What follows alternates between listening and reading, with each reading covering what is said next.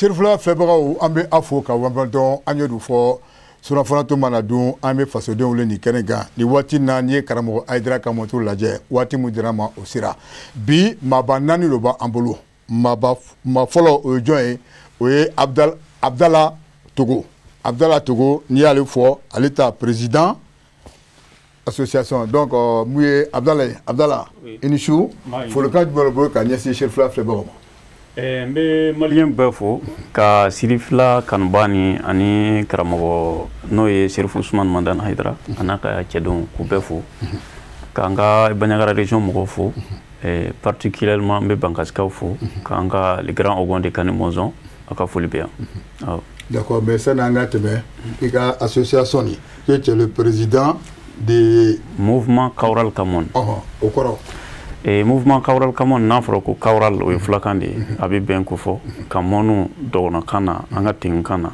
o yi faranyo kan ni ben fana bodo fo anana todi et mouvement ni sur la chogomina ni yoro la yani nka o do o bavu kono mais anka cheba no ye capitaine Goujenkile capitaine Mamadou Goujenkile no ye dana masa président ani Issouf Toloba no ye dana masagu chef d'état-major mbofu ni borain ni tara ministère de la réconciliation na le chargé de mission Seko Alaiboli mbofu na fo na borain me dana masagu porte-parole ba no ye Almaoudou Ongoba mbofu et mouvement Kaural Kamoni na wati mina et ça veut dire que ni tcheba munu ye munu to fo le farla nyon kan pour que parce que mo ga amalgam créé ka yira ka fuko ko dogono ni flow be nyona parce que aya laje ko parce que le problème que nous vivons au centre du Mali c'est le problème terroriste maintenant pour que en farla nyon ka mouvement créé pour que flow nu dogono anga plodi nyoma ambe ka jega terrorisme kale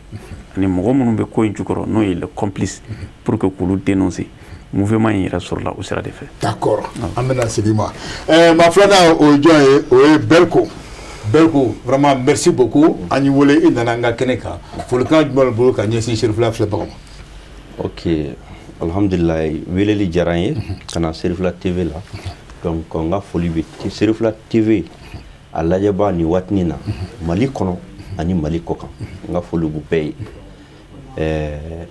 ka Cherif Ousmane Mandane Haidara fo anaka barakala anaka tondom be ka télé barakala be fo ka Malien be fo Mali kono ani Mali kokan ani kata mopti région centre kono mo be cercle be kata se Bayangara Bankas Koro Douanza Yuaru toute la région de Mopti et tous les Mali en général nga foli bi pay ni watnina ala sago vraiment amna paradam merci d'accord mais ça nanga teme aka association IBA ko association Finatawa Sermu okoro et puis anana choti bon association Finatawa Sermu bon est-ce que sera forte wala ayi sera ab forte de Finatawa Sermu d'accord Finatawa Sermu ye flakandi mumbi anga dambe ani anga kewalew depuis Korle anana mun soro ani nyonganche ina fo shinanga bola ina fo ka ben bo kono donc niko Finatawa dron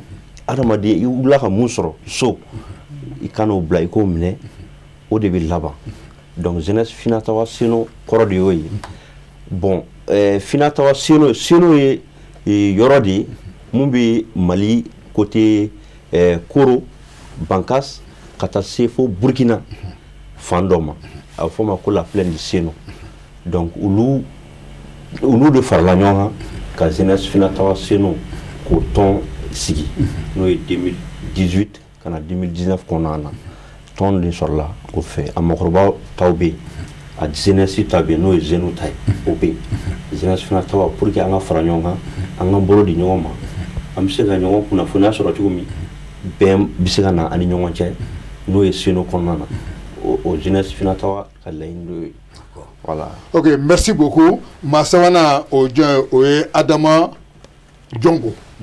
Djongo président des associations des jeunes du pays d'Omo donc Djongo vraiment merci beaucoup ani wole nananga keneka fulkan duel ka nyesi Cherifla February vraiment beaucoup les anga foli bi folo ela e mi bitga wele wati kana kuma dama faso bi jone sarami anga nda do la ko fo ou ya enfana ga joro do donc vraiment merci beaucoup Shirifula ɲɛmɔgɔyaso de b'a la a ɲɛmɔgɔyaso min ye hakili sɔrɔ ka di émission in sigi an b'o fo kosɛbɛ fo ka taa bila an ka guide yɛrɛ la Sherifu Usumani Madani Hayidara fɛn fɛn b'an fo an filɛ nin waati na an ka foli bɛ a bɛɛ lajɛlen donc i n'a fɔ cogo min na ne ye tɔgɔ ye Adama Jongo donc n ka tɔn tɔgɔ fɛngɛla dɔɔni mais c'est un collectif des associations des jeunes du pays de Gao.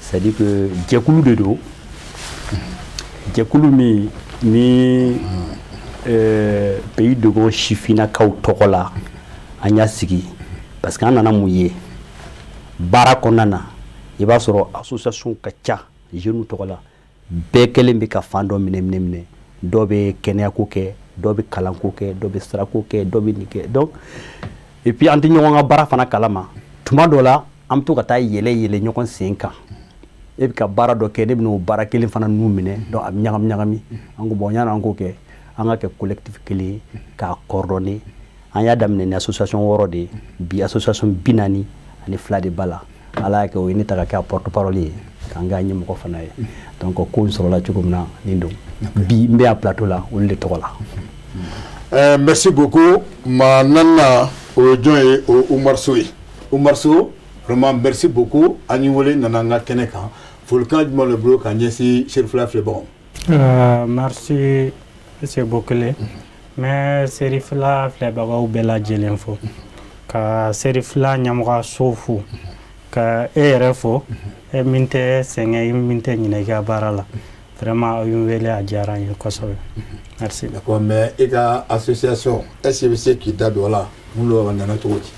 Ok comme Belko y'a fɔ cogo min na mais dɔ fara a kan Finatawa Seno ye association culturelle tɛ dɔwɛrɛ ye association min ɲɛsinnen don an ka tagabolow kan an ka laadalakow kan donc association in a bɛ yen nɔ depuis 2010-2011 waati mais a ka se ka lakodɔnya o ye 2018 yan fan ka na 2019 yan fan na a ka baara a ye wulikajɔ caman kɛ walasa bɛn ka se ka nati camancɛ an ka camancɛ kɔnɔna la ani baara wɛrɛ a y'o kɛ quoi voilà. D'accord. Vraiment merci beaucoup.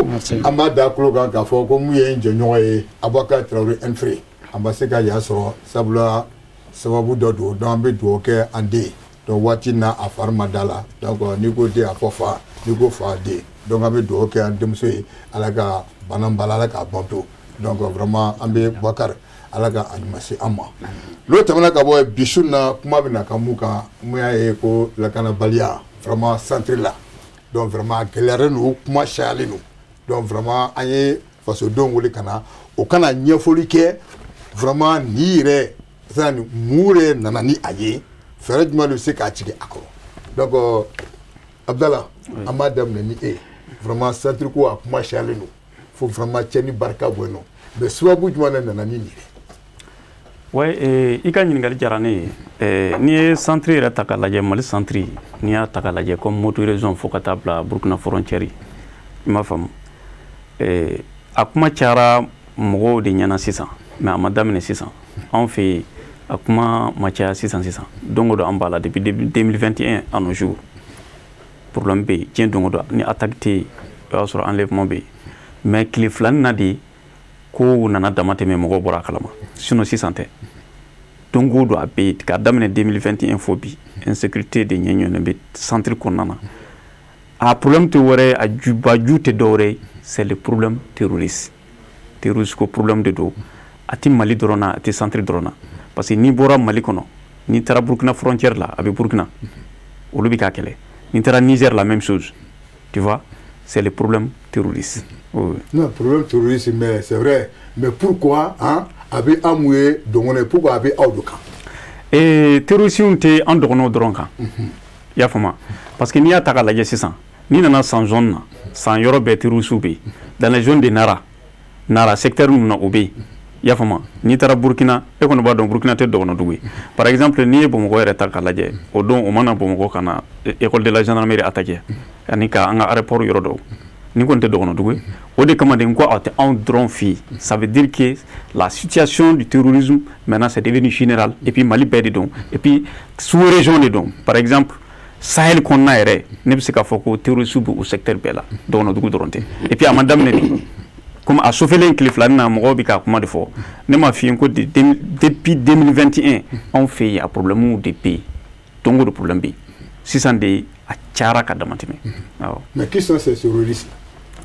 C'est terroriste mɔgɔ suguya bɛɛ b'a kɔnɔ terroriste bɛɛ b'a dɔn i y'a faamu mɔgɔ suguya bɛɛ b'a kɔnɔ parce que terrorisme n'i y'a ta k'a lajɛ a daminɛna nɔrɔ de fɛ ka na jigin anw fɛ parce que n'i ye nɔrɔ ta sisan ka na a bɛ munumunu Mauritanie secteur ninnu na fo ka na bila Douanzan secteur na ka na munumunu koro fɛ fo ka taa Burkina zone na a donna anw fɛ tan de i y'a faamu parce que a bɛ daminɛ waati min na mɔgɔw tun y'a minimiser maintenant o tun t'a dɔn fɛn sugu min don parce que mɔgɔ dɔw y'a ta ka kɛ siya kelen ni fɛnw ye k'a sɔrɔ o tɛ est-ce que vous voyez o problème dɔrɔn de don awɔ. D'accord. Bergo o ɲininkali kelen an bɛna ye fan fɛ sabula bi tableau a demandé don kosɛbɛ donc deux dɔngɔnɔ deux peuls parce que kuma cayalen don dɛ donc o ɲininkali kelen e bɛ se ka mun fɔ. Bon a ye mun fɔ i bɛ se ka caman fara kan parce que an bɛ minnu sigilen bi yan an bɛ centre ladenw de an bɛ maliyɛnw de problème daminɛna ka an bɛɛ to yen nɔ ni bɛ se k'a fɔ ten a daminɛna an ɲɛna ne yɛrɛ bɛ se k'a fɔ centre la 2012 kɔfɛ fo ka na 2013 an ka yɔrɔ fanfɛla ninnu n'o ye Bayangara Bankas Koro Douanza zone ninnu foyi tun tɛ yen problème tun bɛ nord de la mais problème progressé la ka na don centre la fo ka na mɔgɔ ɲina nord kɔ parce que mun ye centre ta yɛrɛ juguya centre ye yɔrɔ fila de zone inondée bɛ yen zone exondée bɛ yen zone inondée o ye Yuwaru côté ninnu ye ani Tɛnɛgu côté ninnu jima yɔrɔ bon zone exondée o de ye Senu fanfɛla ni ani Bayangara mara les plateaux la ani Douanza ka na Koro Bankas i y'a faamu centre de calamité donc an bala mun na ko kura nana don ko in na an yɛrɛ tɛ mun kalan n'o ye filaw ani u sigiɲɔgɔn dɔgɔnɔw an bɛɛ bɛ ɲɔgɔn kan mais on dirait que tasuma kami nana don dɔrɔn a tasuma kami bɔra yɔrɔ o yɔrɔ ala dɔrɔn de b'a dɔn a si t'a dɔn an si t'a dɔn donc fo ka na se filaw bɛ sigi ko non ko foyi tɛ yen dɔgɔnɔw sigira foyi tɛ yen ko min dun bɛ ka juguya tuma bɛɛ a daminɛ i n'a fɔ dunanw de nana ka ko daminɛ ka t'u ka sira fɛ ka taa misaliya la kɔni a ko nin bi ne bɛ se ka analyser cogo min a laban kɛra mun ye dugu a tɔ kɛra dugu wuli ye fila dugu bɛ wuli bi sini dɔgɔnɔ dugu bɛ wuli ainsi de suite ka ko aggravé ten fo ka na don mɔgɔ faga yɛrɛ la mɔgɔ faga jugu i t'a dɔn i b'i ko ninnu yɛrɛ ɲɛfɔ cogo min i bɛ dɔgɔnɔ lajɔ ah e balima filaw bɛ ka boli u bɛ ka yɔrɔ bila mun de bɛ yen a tɛ se ka kuma jɔnjɔn f'i ye mun bɛ se k'i hakili minɛ ko nin de bɛ yen ani nin de bɛ yen i bɛ fila ɲininka k'e bɛ ka nin kɛlɛ ou bien mun de donna aw ni ɲɔgɔn cɛ parce que mɔgɔ fila n'u bɛ kɛlɛ la kɔni dɔ i b'a sɔrɔ ɲininkali bɛ kɛ mun ni mun de donna aw cɛ mais fila tɛ se k'a fɔ nin bɛ yen dɔgɔnɔ tɛ se k'a fɔ nin de a daminɛ na bon an bɛna bɔ mun kalama mɔgɔw bɛ k'a fɔ fan bɛɛ filaw ni dɔgɔnɔw bɛ ɲɔgɔn na alors que mɔgɔ minnu don u sigilen don san ba yiri kan mais nin ko nana don tilegan dere donc fo ka na ko kɛ sisan kɔni dugu bɛ ka wuli dɔrɔn mɔgɔw bɛ ka na dɔw sigira k'a fɔ ko non ko nin tɛ an ka problème ye n t'a dɔn n y'a faamu ko nin tɛ se a tɛ se an ma bon a ko dun ma nɔgɔn ko n'i ka bugu ni i sigiɲɔgɔn ka bugu jenina i ti ni a wuli i k'a faga cogo ɲini sinon a bɛ s'i ma dɛ donc a tora ten ko progressera ka progresser fa a walikatala a taara fan bɛɛ mais a ko kɔni jubaju ye terroriste de bon terroriste kɛlɛ dun ye hakilina idéologie de o de ye ko nin yɛrɛ base ye donc n bɛ se ka mun fɔ ko in na ne bɛ se ka n ɲɛfɔ. voilà mais an b'a fɛ ka yɔrɔ min dɔn o komi ne ye Togo ɲininka ale ko terroriste mais fabula e ye kuma dɔ fɔ sisan ko depuis mankan bɔra depuis nord fo kana se fo centre ma mais a bɛɛ dabali banna n'i ye mun ɲininka an t'a dɔn mais e t'a dɔn o sababu nin yɛrɛ a bɔra fan jumɛn yɛrɛ de fɛ ka sin ka na aw kun kari ɲɔgɔn. Bon n bɛ ka sababu de f'i ye sisan sababu nin ye terroriste de i n'a fɔ monsieur Togo y'a fɔ cogo min. mais terroriste c'est qui? Bon terroriste c'est qui n'o de fɛ kuma daminɛ na a daminɛ an bɛɛ bɛ ɲɔgɔn dɔn.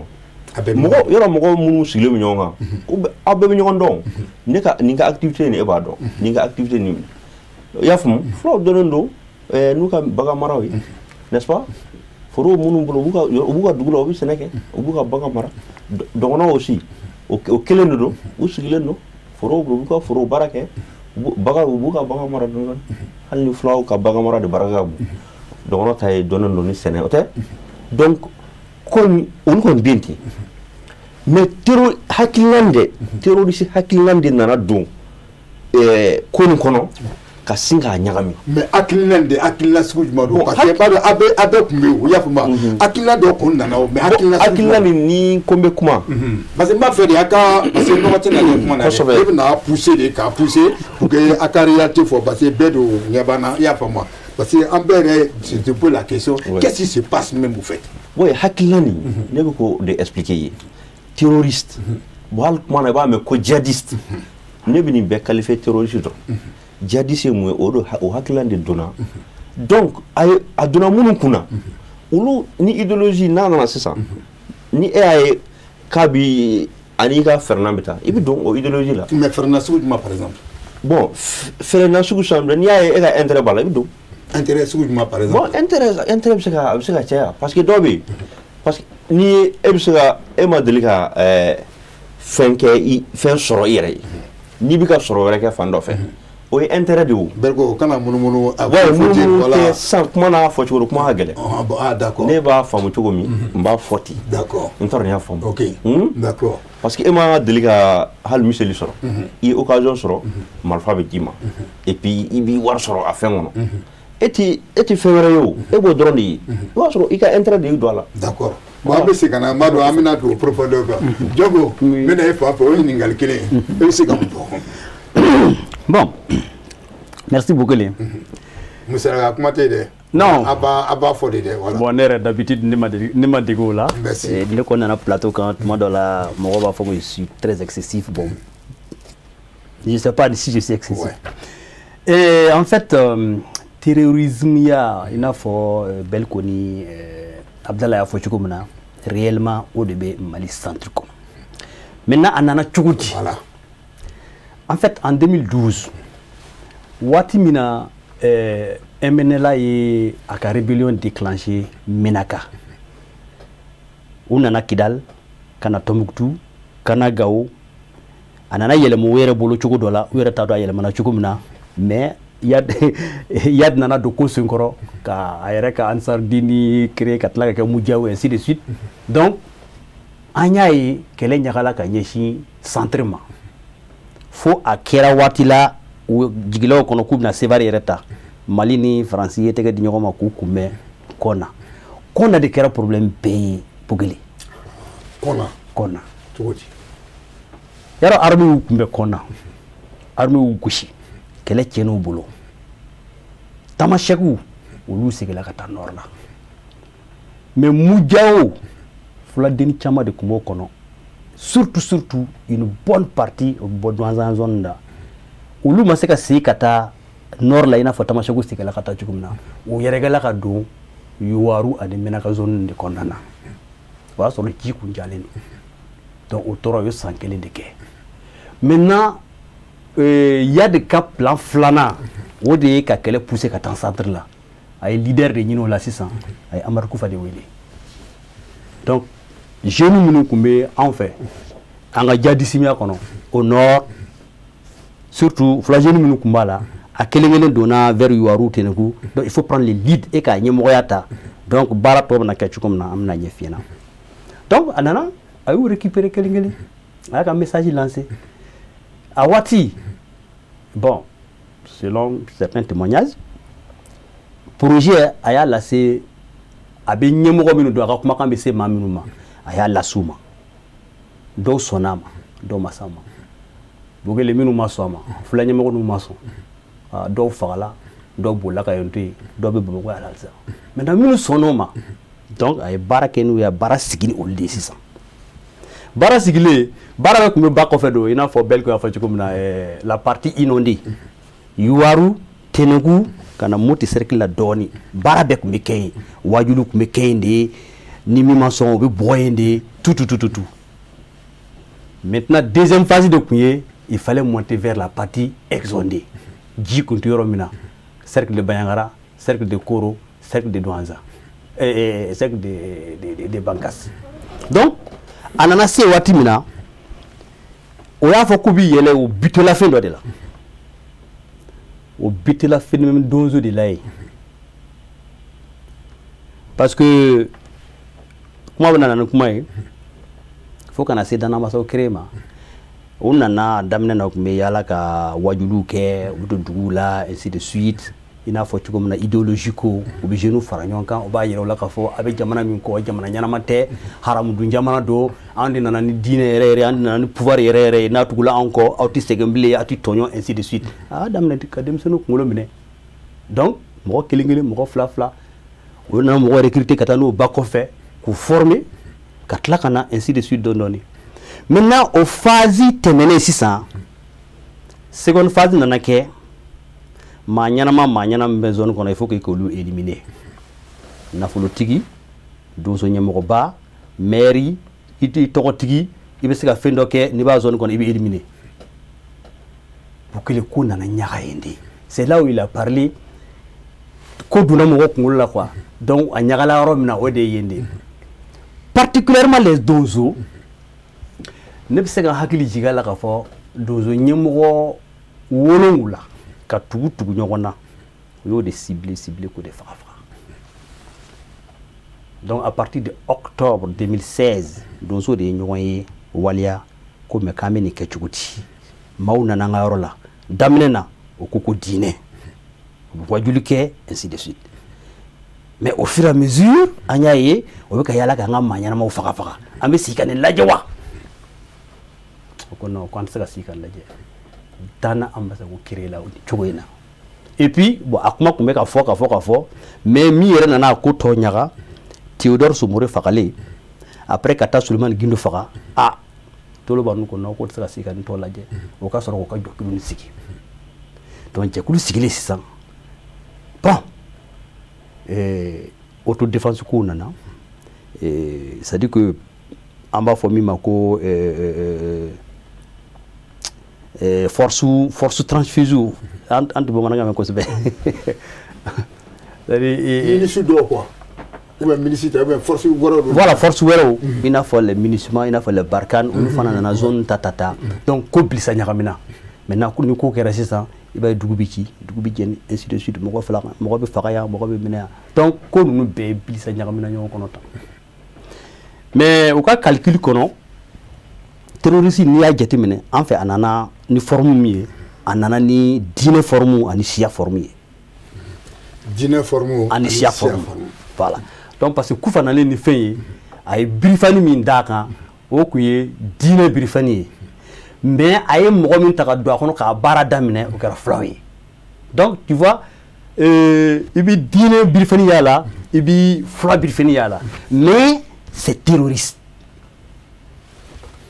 Ouais, c'est-à-dire que diinɛ birifani voilà siya birifani b'a la mais baara min bɛ ka kɛ o ye terroriste ka laɲini baara de ye terroriste ye jɔn ye puissance occidentale sigila k'a lajɛ o bɛ se ka Mali déstabiliser cogo min na o y'o stratégie sigi an b'a kɛ ni terrorisme ya sira ye maintenant an bɛ mɔgɔw de ɲini min b'a baara kɛ a baara sɔrɔla ka ta Yad ninnu na ka na Kufa ninnu na ainsi de suite donc o y'a labɛn ka birifani fila d'a kan donc n'i nana n'i y'a kɛtɔ ye dɔrɔn fila dɔgɔnɔ de bɛ ɲɔgɔn na diinɛ ko don or au fond o bɛ mun de kɛra ka espace dɔ sɔrɔ k'u ka sariya sigi a kɔnɔ k'u ka baara bɛɛ k'a kɔnɔ k'a kɛ sababu ye à partir de là-bas ka Mali tɔ bɛɛ lajɛlen déstabiliser et puis o de kɛra gendarmerie cilen yan maa minnu minɛna sɛgɛsɛgɛliw kɛra a organisation ninnu a kɛra centre de la c'est parce que o yɔrɔ de sɔrɔ ka sigi u hakili sigilen k'a bɛɛ réfléchir ka sɔrɔ ka wuli k'a baara kɛ donc ko ninnu o sorogo ɲagamina ɲɔgɔn na cogo min na ka na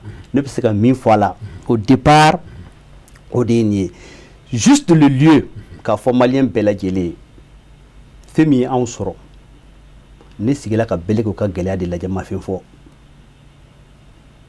Bɛlɛko fana sigila ka Abdala ka gɛlɛya lajɛ ma fɛn fɔ Abdala sigila ka Malimakɛ So ka gɛlɛya de lajɛ ma fɛn fɔ donc ni ko tɛ maa min da la don min na o tigi tɛ fɛn fɔ Mali la o ye gɛlɛyaba de ye on ne fonctionne pas comme une nation ok il faut que ni kunkolodimi ye ne minɛ n sen ka bɔ a kalama ka fɔ dimi bɛ n fari yɔrɔ dɔ la il faut que Mali ka fonctionner ten de bɛɛ de sigira ka lajɛ nin ye moti ko problème de ye nin ye nin ko problème de ye fo sisan a gangrenna a y'an bɛɛ lajɛlen sɔrɔ maintenant an wulila sisan an kunna tile fila nin na mais an kunna en retard. D'accord, au retard je pense qu'on a tout le temps à développer. Donc Omar Sow, donc vraiment on b'i fo kosɛbɛ donc i ye mɔgɔ saba ninnu lamɛn donc e ka association tɔgɔ la e bɛ se ka mun fɔ. Effectivement u ye min fɔ gɛlɛya min bɛ centre la terrorisme ko b'a la mais gɛlɛya min bɛ yen nɔ surtout lakanabaliya terrorisme ko dɔrɔn tɛ quoi il faut que mɔgɔw k'o yɔrɔ faamuya fɛn sugu saba de farala ɲɔgɔn kan ye o de nana lakanibaliya waranta. Fɛn sugu saba a fɛn fɔlɔ ye o ye terrorisme min fɔ ou bien djihadisme ou bien bon bɛɛ n'i ka appellation de o b'a la a filanan ye min ye o ye des bandits armés mɔgɔw minnu y'u yɛrɛ kɛ autodéfense ye ka taa bin duguw kan k'u ka misiw cɛ k'u ka fɛn kɛ o bɛ yen nɔ a fɛn filanan o yɛrɛ ka kɔrɔ ni ninnu fila bɛɛ ye o ye injustice de surtout sigiɲɔgɔnw ni ɲɔgɔn cɛ o ye accès aux ressources n t'a dɔn ressources bɛ fɔ cogo di bamanankan na les ressources naturelles nafaɲɛsiraw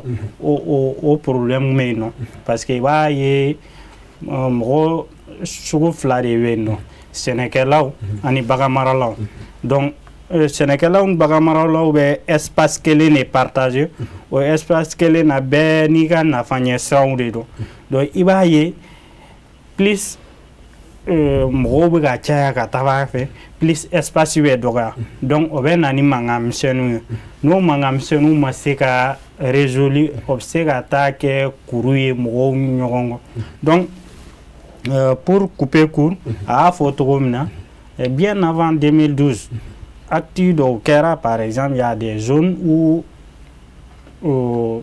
sɛnɛkɛlaw fagara il y a des misigɛnnaw fagara k'u minɛ k'u kan tigɛ bien en 2008 o kɛra dans la zone de Tomia ka cɛ minɛ k'a kan tigɛ k'a muso ci dɔ kɛra Baligine dɔ kɛra dans la zone de Diamankan o fɛn caman caman ne farala ɲɔgɔn kan o ye kuru bila mɔgɔw kɔnɔ.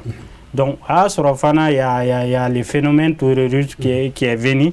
Mi rêve vendu moro et qu'a fait quoi injustice non fait mais non. Au lieu que maintenant moro minu dara uluka a d'autres groupes. Donc, au ben nana kou gela. Et puis l'État aussi n'a pas su. Anga jamana maseka. A problème anticipé jona ka donc a fɔ ko an sigira injustice bi ka kɛ nin fɛn min ka kɛ nin fɛn min ka kɛ n'an ma jɔ an jɔyɔrɔ la a bɛ na ni gɛlɛya par fini il est arrivé où moment dɔw la yɛrɛ jamanadenw yɛrɛ kun dalen tɛ État la i sɛnɛkɛla kunda i baganmara kunda mɔgɔ si kun dalen t'a la parce que ba b'a fɔ ni wari se bɛ mɔgɔ min ye o ka sariya de bɛ fɔ quoi. Donc nin fɛn caman ne nana fara ɲɔgɔn kan o gɛlɛya de bɛ yen nɔ sisan o de kɛra bombe ye ka exploser donc o gɛlɛya de bɛ yen nɔ sisan maintenant minnu ye djihadistes ye n'i ye djihadistes ta k'a lajɛ u ka discours n'u ka communication na u t'u revendiquer ni siyasi ye k'u yɛrɛ b'a fɔ k'olu tɛ siyasi ka mɔgɔw ye. K'u siyasi ka fangele et puis malien an bɛnna fɛn no piège kɔnɔ par exemple français ye identité créer djihadistes la ka tila ka tɔgɔ créer a la k'u attribuer a la par exemple le front de libération des Massina ni ye djihadistes ka communication na ye ni ye Kufa ka communication na ne kɔni ma deli k'a mɛn a ka communication si la k'a fɔ ko lui il est du front de libération des Massina c'est un nom tɔgɔ créé en toute pièce par les médias occidentaux, t'a fait coup français, c'est par les médias occidentaux. Donc, en fana benu au piège parce que na fora Massina, moko chamama bisiga ka fo coup flauru. Parce que c'est une ère culturelle dont les peuples s'identifient. Donc, ne fait au RN chamane kera en binu RN chamane koro au gelia de ka manifester ça no centre là. Voilà. D'accord. Mais yɔrɔ dɔ bɛ yen i ye kuma fɔ ko jɔn ko briefing fila terroriste briefing ani jinɛ briefing bon maintenant ne bɛna e fan fɛ komi e da doro la donc sisan e yɛrɛ ka ye t'o la donc juma do fɛngɛra briefing jinɛ briefing do wala ka tɛmɛ terroriste briefing kan wa ou bien cogo di. Non, en fait n'i y'a faamuya n ye min fɔ. Ne bɛ se k'a fɔ parce que jɔngo ye briefing saba de fɔ quoi fila de fɔ ne bɛ se k'a fɔ saba yɛrɛ de diinɛ ta bɛ yen terroriste olu ye binganikɛlaw olu ta bɛ yen nɔ ani gɛlɛya minnu bɛ sigiɲɔgɔnw ni ɲɔgɔn cɛ yɛrɛ olu bɛ yen nɔ parce que mɔgɔ ni bana ma se k'a dɔn a furakɛ man di quoi c'est vrai a ka d'an ye an k'a fɔ ko gɛlɛyaw tɛ yen nɔ mais il faut que an k'a reconnaître k'a fɔ ko gɛlɛyaw bɛ yen mais o gɛlɛya ninnu bɛɛ la an bɛ se k'a fɔ ko terrorisme de y'a juguya kosɛbɛ mais terrorisme ye gɛlɛyaw sɔrɔ yen il faut que an ka s'o ma pour que an ka se ka fura sɔrɔ a la. c'est à dire que l'injustice ni donc o de ye a bakuruba yɛrɛ ye quoi exactement l'injustice jɔn ni jɔn n'u cɛ.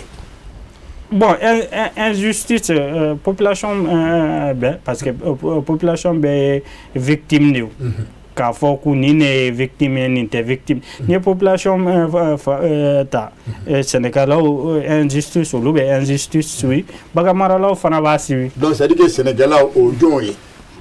Sénégalais ye bɛɛ de ye fila bɛ sɛnɛ kɛ dɔgɔnɔ bɛ sɛnɛ kɛ bamanankan bɛ sɛnɛ kɛ bamanan bɛ bagan mara fila bɛ bagan mara dɔgɔnɔ bɛ bagan mara donc c'est la population qui est victime de l'injustice voilà. D'accord to n bɛna e fɔ nin bɛɛ fɔra maintenant sisan an bɛ waati min na an b'a mɛn ko bɛɛ bɛ dugu bilara bɛɛ b'o de fɛngɛ an yɛrɛ mun bɛ a ka bɔ a bɛ se a y'o ye cogo di c'est à dire bɛɛ bɛ dugu bila ko vraiment fagali bɛ cayara. N b'a dɔn an b'a ɲɛfɔ cogo min na a y'a ye cogo di parce que ni fagali baba min kɛra même présentement c'est trop maintenant. fagali min kɛra centre Mali centre kɔnɔ ne bɛ se k'a fɔ ko depuis terrorisme kɛlɛ yɛrɛ daminɛna Mali yɛrɛ nord la fo ka na bila bi ma a ma kɛ yɔrɔ la fagali min kɛra manifin joli min bɔnna centre kɔnɔ n'i ye centre yɛrɛ ta k'a lajɛ ne bɛ se k'a fɔ ko centre ye den mun perdu a ka den ɲumanw la an bɛ se ka san 60 kɛ an tɛ se ka rattraper mɔgɔ manifin yan o ye mɔgɔ de o ni économie t'a la ani fɛngɛ t'a la mɔgɔ yɛrɛ a sababu tɛ dɔwɛrɛ koyi terrorisiya de don parce que n bɛ so ni ani jɔngo ka kuma n bɛ dɔɔnin fara a kan so ye kuma dama dama fɔ n'i ye Mali yɛrɛ ta k'a lajɛ Mali yɛrɛ tɛ n'i ye farafinna ta hali tubabula problème ti ban mɔgɔ ni mɔgɔ cɛ hali i n'i ka muso bɛ kɛlɛ o dudenw yɛrɛ dama bɛ kɛlɛ o tɛ yen wa o problème ti ban diɲɛ kɔnɔ hali silamɛya la misiri yɛrɛ kɔnɔ alimamu ni misiri welela ti kuma hali o misiri baden bɛ Mali yɛrɛ kɔnɔ hali a bɛ sous-région fan bila o terroriste problème ninnu o ko ninnu tɛ ɲɔgɔn sira la parce que mɔgɔw bɛ kumaw de ta ka don ɲɔgɔn na ka sɔrɔ fɛn sugu kelen tɛ terrorisiya ye fɛn mun ye olu bi k'a fɔ de ko u bɛn'u ka sariya de boli Mali de kɔnɔ u ka sariya al-Qur'an al-Karim ko u bɛna kuranna de appliquer ko an bɛ min na nin ko nin ye tubabu sariya de ye u ka fɛn bɛɛ bɛ kɛ sariya de la parce que n'i ye centre yɛrɛ ta k'a lajɛ terroriste ye yɔrɔ yɔrɔ mara par exemple le cercle de Koro secteur ninnu ye o sera ka accord kɛ ni Koro cercle ye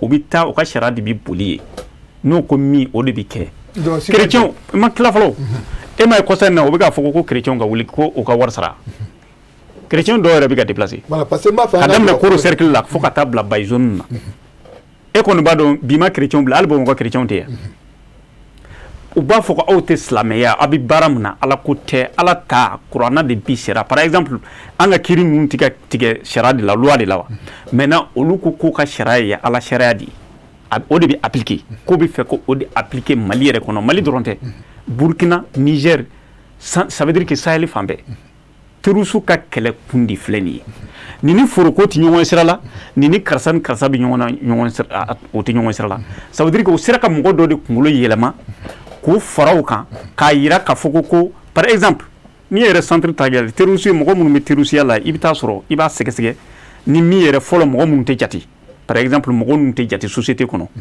par exemple n bɛ hakɛto ɲini aw fɛ parce que u b'a fɔ mɔgɔ minnu ma ko jɔnw ou bien mɔgɔ minnu tɛ fɛngɛ kosɛbɛ mɔgɔw tɛ mɔgɔ minnu furu ou bien des trucs comme ça u b'o mɔgɔ kunkolo de ɲagami fɔlɔ aw ma ye ninnu ta o jate o ye ala sɔsɔ de i y'a faamu aw bɛ fara anw kan aw bɛ fɛn bɛɛ sɔrɔ minnu bɛ k'a fɔ an b'olu bɔ yen est-ce que tu vois i bɛ taa sɔrɔ terroristes ye mɔgɔ hakɛ minnu recruter i bɛ taa sɔrɔ ni mɔgɔ qualités de ka ca la i m'a faamu u nana ni système ye ka mɔgɔw recruter ni système ye ka tila ka n'a fɔ tuguni ko wa i ma ye a ka siya ninnu o t'aw jate i ma ye o bɛ ka bingani kɛ u bɛ ka bin aw kan i y'a faamu o la n'aw farala anw kan o la a ka bingani bɛ ban anw yɛrɛ b'aw protéger e m'o ka système ye hali o bɛ ka accord kɛ ni dugu minnu ye parce que i ma ye o bɛ olu ka mɔgɔw ta otage la par exemple n b'a lajɛ an ka yɔrɔ in na Sɔngɔbiya ni Paro entre Bandiagara et Bankas mɔgɔ min enlevera nin yɔrɔ in na yɛrɛ ne yɛrɛ t'a mɔgɔ hakɛ dɔn mobili min jenina terroriste fɛ o ye mɔgɔ min faga nin yɔrɔ la ni ala tɛ mɔgɔ t'a dɔn i b'a dɔn o yɔrɔ la u bɛ otage dɔw ta u bɛ dugu dɔw ka otage bila minnu ye accord signés ye u b'u ka otage bila maintenant ka pour que mɔgɔ hakili soɲɛ k'a yira k'a fɔ ko ayi ninnu sɔnna anw ka baara ma an ka jɔnya ma très bien an y'a ka mɔgɔ bila an tɔ minnu ma sɔn anw ta ma anw t'a ka mɔgɔ bila pour que k'a yira population na toujours k'o seere k'o sama ka na o fan fɛ o la o population ninnu fana ninnu ni anw sudelen bɛ ɲɔgɔn na u ka dugu filɛ an ka dugu filɛ u ka mɔgɔw taara otage la terroriste fɛ u y'u ka mɔgɔw bila parce que accord b'u ni ɲɔgɔn cɛ mais anw ta tɛ ka bila mais e fana i bɛ douter k'a yira k'a fɔ ko komi i tɛ ka dɛmɛ sɔrɔ e fana bɛ pousser ka taa u fan fɛ o b'o secteur fana minɛ c'est comme ça que centre kɔnɔna na terroriste ye yɔrɔ sɔrɔ et puis accord kɛ ni mɔgɔ mɔgɔ ye i bɛ taa sɔrɔ accord mɔgɔ ninnu u ka jaka ninnu u ka fɛn ninnu a bɛɛ bɛ di terroriste ma u ka wari bɛ sɔrɔ nin sira de fɛ parce que ministère tɛ foyi tɛ yen financement tɛ sɔrɔ o financement bɛ bɔ o mɔgɔ kelenw de kunna minnu ye accord kɛ terroriste fɛ i tulo b'a la maintenant o ye mɔgɔw sɔrɔ nin sira fɛ fo ka taa yɔrɔw minɛ ka centre minɛ ka bɔ centre kɔnɔ ka taa san nara fo ka na don Bamakɔ kɔnɔ u y'u ka pouvoir sɔrɔ tan de parce que fɔlɔ mɔgɔw bɛ k'a fɔ ko ministère de bɛ ka financement kɛ fɛn bɛ ka financement kɛ olu bɛɛ tɛ yen o bɛɛ tigɛra maintenant sisan olu yɛrɛ sera ka yɔrɔ min mara o sera ka yɔrɔ min récupérer ça veut dire que o ye u ka nafolo u ka fɛn bɛɛ u ta ye est-ce que tu vois sinon o bɛ ka kɛlɛ minnu fɔ nin o tɛ bi ko ye depuis farafinna sigira foroko kɛlɛ bɛ yen misiko problème bɛ yen mais o t'a a yira k'a fɔ ko i bɛ taa don terrorisiya la i m'a faamu. Mais moi, ce que je veux savoir, d'abord, accord, c'est quel genre d'accord? C'est vrai, accord, il y a terroristes qui accordent à une population. La population, ça veut dire que l'État ta kalama, l'État kabolonota là, et nous, l'État qui est représentant, les préfets et les sous-préfets, les gouverneurs, ou le cas scientifique là. Mais terroristes, nous sera ka dugumu maraku kautaï. Ou ba foko ni sharia, ala sharia ni école tike au fi. Fɛn min ye jamana ka trace ye par exemple sisan école tɛ kalan ye an tɛ fɛ ka sɔrɔsiw ye an tɛ fɛ ka commandantw ye an tɛ fɛ ka sous-préfets ye i y'a faamu anw ka sariya de bɛ boli a ka yɔrɔ la fɛn fɛn ye jamana ka trace o tɛ kɛ ye i y'a faamu anw ko min o de bɛ kɛ o accord de u ye mais hali par exemple ni sɔrɔsiw bɛ bɔ sisan k'o bɛ opération kɛ sisan o zone minnu bɛ accord kɔnɔ sisan ni u y'a fɔ sɔrɔsiw ye ka n'o m'a fɔ terroriste ye ko sɔrɔsiw tɛmɛna ni sɔrɔsiw tɛmɛna ka taa terroriste bunte o dugusajɛ i b'a ye terroriste bɛ n'u ka dugu ci ko parce que ko sɔrɔsiw tɛmɛna o fɛ yen ka na tiɲɛni don u kun ka taa ka sɔrɔ accord b'u ni ɲɔgɔn cɛ o m'a fɔ u ɲɛna ko sɔrɔsiw tɛmɛna o fɛ yen est-ce que vous voyez nin de kɛra problème ba ye centre problème kɔnɔ accord ko in de nana ni problème ye terroriste ye wariw sɔrɔ ka financement sɔrɔ fo ka nin problème ka nin kɛnɛ bɛɛ sɔrɔ. Mais ne m'arrête Fabo, quand tu parles des terroristes là, mon a essayé comment t'aurais c'est qu'à faire pour que moi c'est qu'à faire ça. Pourquoi ne pas dire les djihadistes? Parce que voilà ou bien terroristes djihadistes c'est la même chose.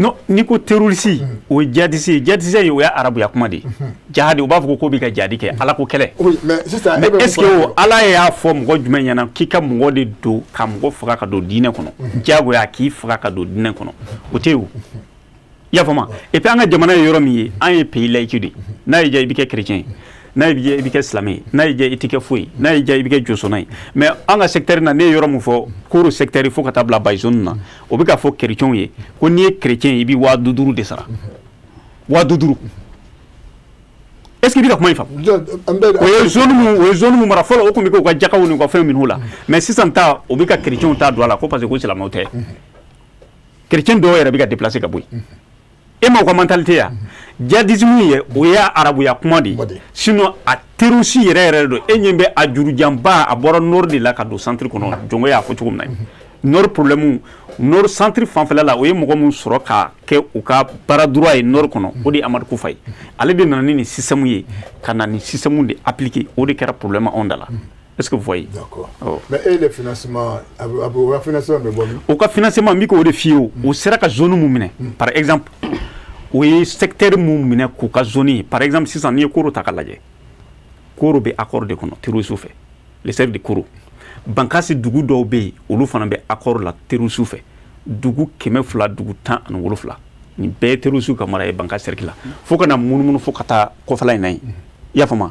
O kɛmɛ ka nin bɛɛ mara fo kana sɛgɛ kulu in secteur na combat kun bɛ ka kɛ o don tile filanin na ni taara douanzan secteur yɛrɛ dɔw la yɛrɛ douanzan zone yɛrɛ tila bɛɛ contrôler bɛ terrorisme fɛ ni dugu dama dama tɛ maintenant ni secteur ninnu comme ninnu ka bagan wo o ka fɛn bɛɛ dugu ta ye n'o ko min o de bɛ kɛ est-ce que i tulo b'a la? n tulo b'a la d'accord donc Berko an bɛna e fan fɛ parce que n b'a fɛ i k'a don a dita kɔnɔ ale ye accord caman fɔra yala est-ce que o yɔrɔ la accord fana i bɛ dɔ kalama o accord mun fana. Ok, bismillah, hal sisan an bɛ se ka mun fɔ accord ko in na bon accord ko ninnu ala ko tiɲɛna a ma ne sɔrɔ yen mais a kibaruya a information pour que ka sigi kuma na kɔfɛ dɔɔni ne bɛ mun fɔ So ani monsieur Jongo ni Togo ye ko nin yɛrɛ jubaju centre la c'est la faiblesse de l'État. Non, an bɛna an da mina donc faiblesse de c'est la État affaibli la donc o de y'a to ninnu ye fanga sɔrɔ. Parce que ni ne ɲininka dɔrɔn guerre de truc ka yɔrɔ minɛ quoi c'est pour dicter si c'est ni état de bɛ état b'a ka loi de dicter bon ni olu ye yɔrɔ min olu yɛrɛ b'u ka loi de dicter donc o de ils sont en conflit avec l'état parce que u nana n'o hakilinaw de n t'a dɔn n y'a faamu mais hali pour que i ka mɔgɔ sɔrɔ ka don nin ko in na i b'a tigi endoctriner de i bɛ fɛnw de fɔ a ye ka dɔnni lagosi o ka ko man ɲi insiste an y'a fɔ So y'a fɔ cogo min u nana n'o hakilinaw de pour que ka état pousser ka bɔ yen ka na n'u ka hakilina ye donc n bɛ sigi kuma na toujours c'est une guerre d'idéologie hakilina o de ye djihadisme ni terrorisme c'est idéologique c'est purement idéologique n'a man ne ye dɔrɔn non ne bɛ n yɛrɛ ta n'a ka di ye i bɛ don soit ko de don quoi n t'a dɔn n y'a faamu donc accord ninnu du fait que état affaibli la parce que état affaibli la kɔrɔ ye jumɛn l'armée a déserté waati dɔ kɛra ka pouvoir politique yani an ka se nin transition ma armée bɔra yen pepu donc cela a donné les terrains aux terroristes. Mais armée bɔra yen mais pourtant MINUSMA ni fɛn n'u tun tɛ o. Ouais, MINUSMA c'est par exemple quand tu prends la zone de Bankas comme ne yɛrɛ bɔ Bankas de Jalasago ka taa se Jalasago sɔrɔsi tun tɛ o sɔrɔsi yɛrɛ ka taa sigi Jalasago kan ka taa kɛ a bɛɛ kɛra a bɛɛ tɛmɛ 100 200 130 sinon ala ka hinɛ i bɛɛ la k'a to fanga na sɔrɔsi tun tɛ sɔrɔsi kan tun bɛ Sokura de i y'a faamu donc o kɔfɛ ani Wankoro kɔfɛ ninnu bɛɛ wulila ka taa donc ni sɔrɔsi bɛɛ wulila ka taa fo Bankas o commune tɔw bɛɛ délaissé pratiquement yɔrɔ caman kɛra ten donc ils ont pris le terrain donc u ye terrain sɔrɔ bon population accord ninnu ye mun ye i n'a fɔ Togo y'a fɔ cogo min population ka accord de don n ko population minnu sigilen bi kɛlɛ cɛman ye minnu sigilen bi kɛlɛ cɛman i y'a faamu donc mɔgɔ mun fanga ka bon waati min o de bi mara o marifatigi soit c'est l'état soit c'est les gens donc état tɛ yen Mali sɔrɔsi tɛ yen par exemple donc ninnu de bɛ yen donc pour que e ka comment je veux dire e ka kisi saya ma e bɛ se k'i ka foro sɛnɛ cogo min e bɛ se k'i ka activité sɛnɛ cogo min Donc, tu es obligé d'accepter les conditions. Ça, c'est être obligé. Ça. Donc, il faut. Accord nous sur l'année, au défait. Donc, accord signé, il y a 6 mois, il y a 6 mois. Donc, il vient à causer là-dedans. Il va faire pas de problème. Donc, maintenant, qu'est-ce qui s'est passé?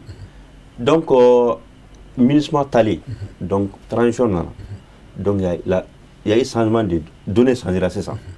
Il y a eu l'arrivée de Wagner, excusez-moi, l'arrivée de Riche, quoi. Riche, n'allait, c'est ça. Donc, maintenant, l'État est fait un rachat.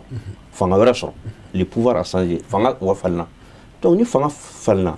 Wajibi fanga à la territoire, à la conquête des territoires perdus, des territoires qu'il a laissés. Donc, accord local nous accord nous état d'acte. Donc, ce n'était pas des accords même nous sommes jamais quoi. Parce que l'état fait mouna, c'est juste éphémère. Donc, accord nana wouli. Donc, c'est la population qui est en train de subir. La population de Bagagelasor. Fambe. Il y a donc accord woula. Donc, quel est nana dugatouni. Donc, il va croisiner mon femme accord na. Population est à Hakilan Drondo. État est hakilante. Le donso là. Oui. Parce que la population. Comme ils n'ont pas de moyens. Voilà, ils n'ont pas de moyens. Sinon, l'État a fait l'été. Les donso autres là. On a considéré comme État ça. On a fait l'été. Ok? Mais la population est pour sauver sa peau. Donc il faut accepter pour qu'il y ait un Sénégal, il y a un D'accord. D'accord, Djongo, c'est la même chose, hein? Voilà. Bon, en fait, il y a un accord Kokono. Parce que l'accord nous comment chialer nous. Oui, accord en fait n'amaragé au dedans. C'est de la fourberie en réalité. Accord nous manati, na belle coco population de Sénégal, non population théo. Accord nous haklina borayoro de Kana. Kana chung population quand on a placé quand. Voilà. Très bien. Et 6 ans. Ni est terrain takalaje. Gélé comme population là. C'est vrai il y a des wali moko kumoka. Bon donc boda kuntuye. Mais nere ka famuna ne be se ka yoro chama de cité ye. Ce ne sont pas les terroristes de mana jatiga wala mugo de mana ka foko ko anga benke na wi ONG dawdu wula ko ulu be se ka mugo si ka kuma onu nyonche ko damna tene ONG do ko fo clair ONG dawdu ko ulu be se ka mugo si ka kuma onu nyonche ko no kuma na ko bembina na ko marfa bi jo ko mugo bi lafia Sénégalais bi ka Sénéké baga marali vita mara ko jakela batake ko ce discours-là s'applique à la population. Donc, je de transporter là,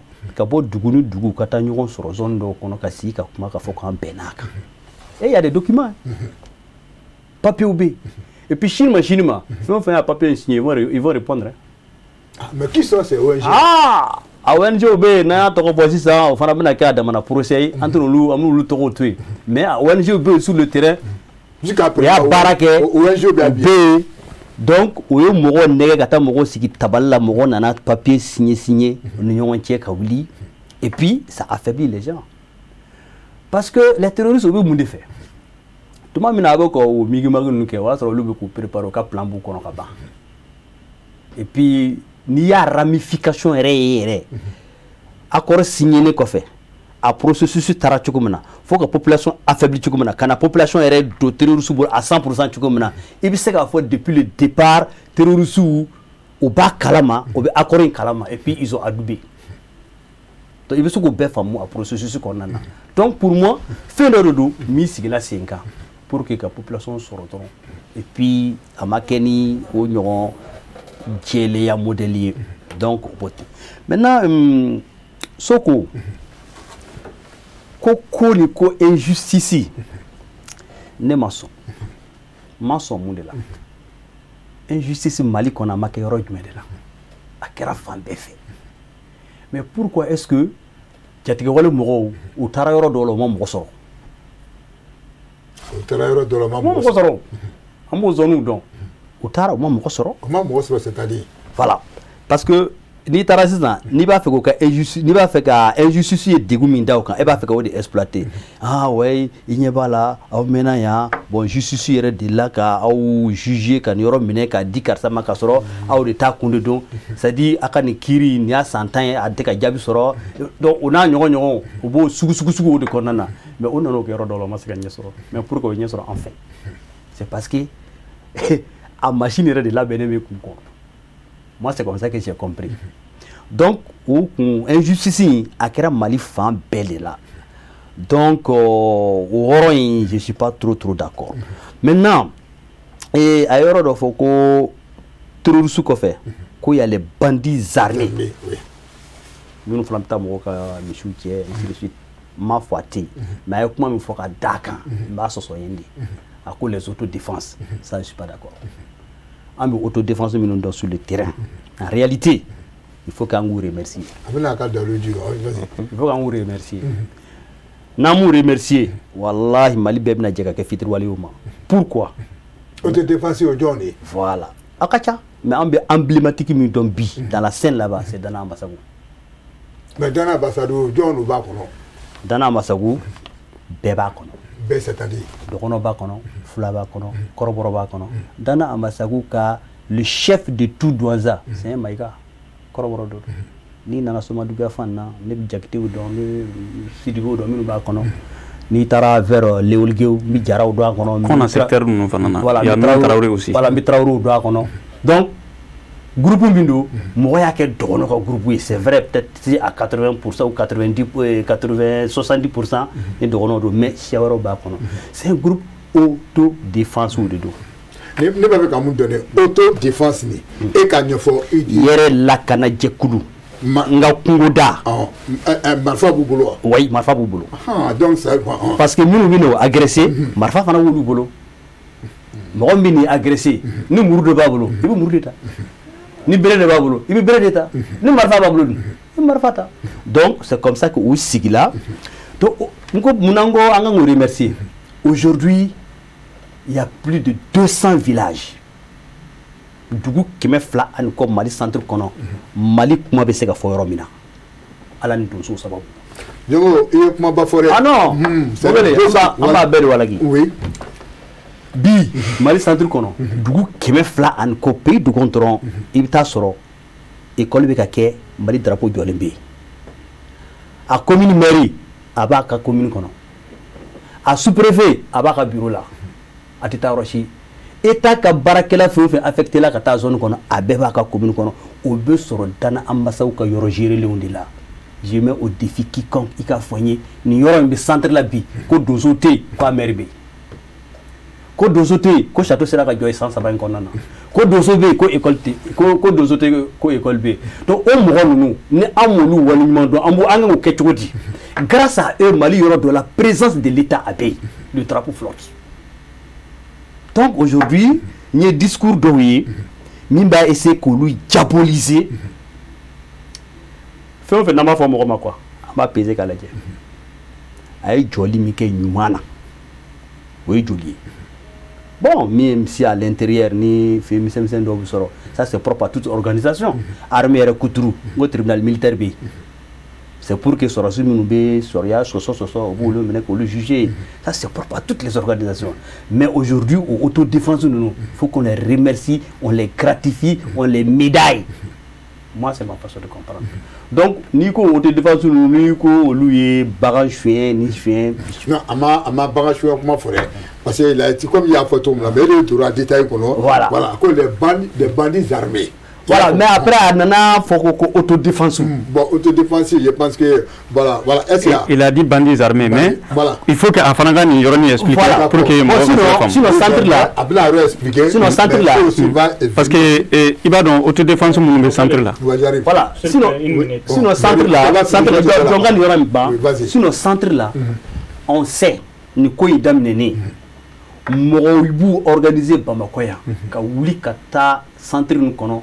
Kata moka michiche kado mombli kono kana fira nga garabaluna la preuve amesegu ale boni fo kosebe adela ka bodo ndal ka fo ko hala ale wo mo do Donc, Sego Aleboli, au ministère de la Réconciliation, chargé de mission.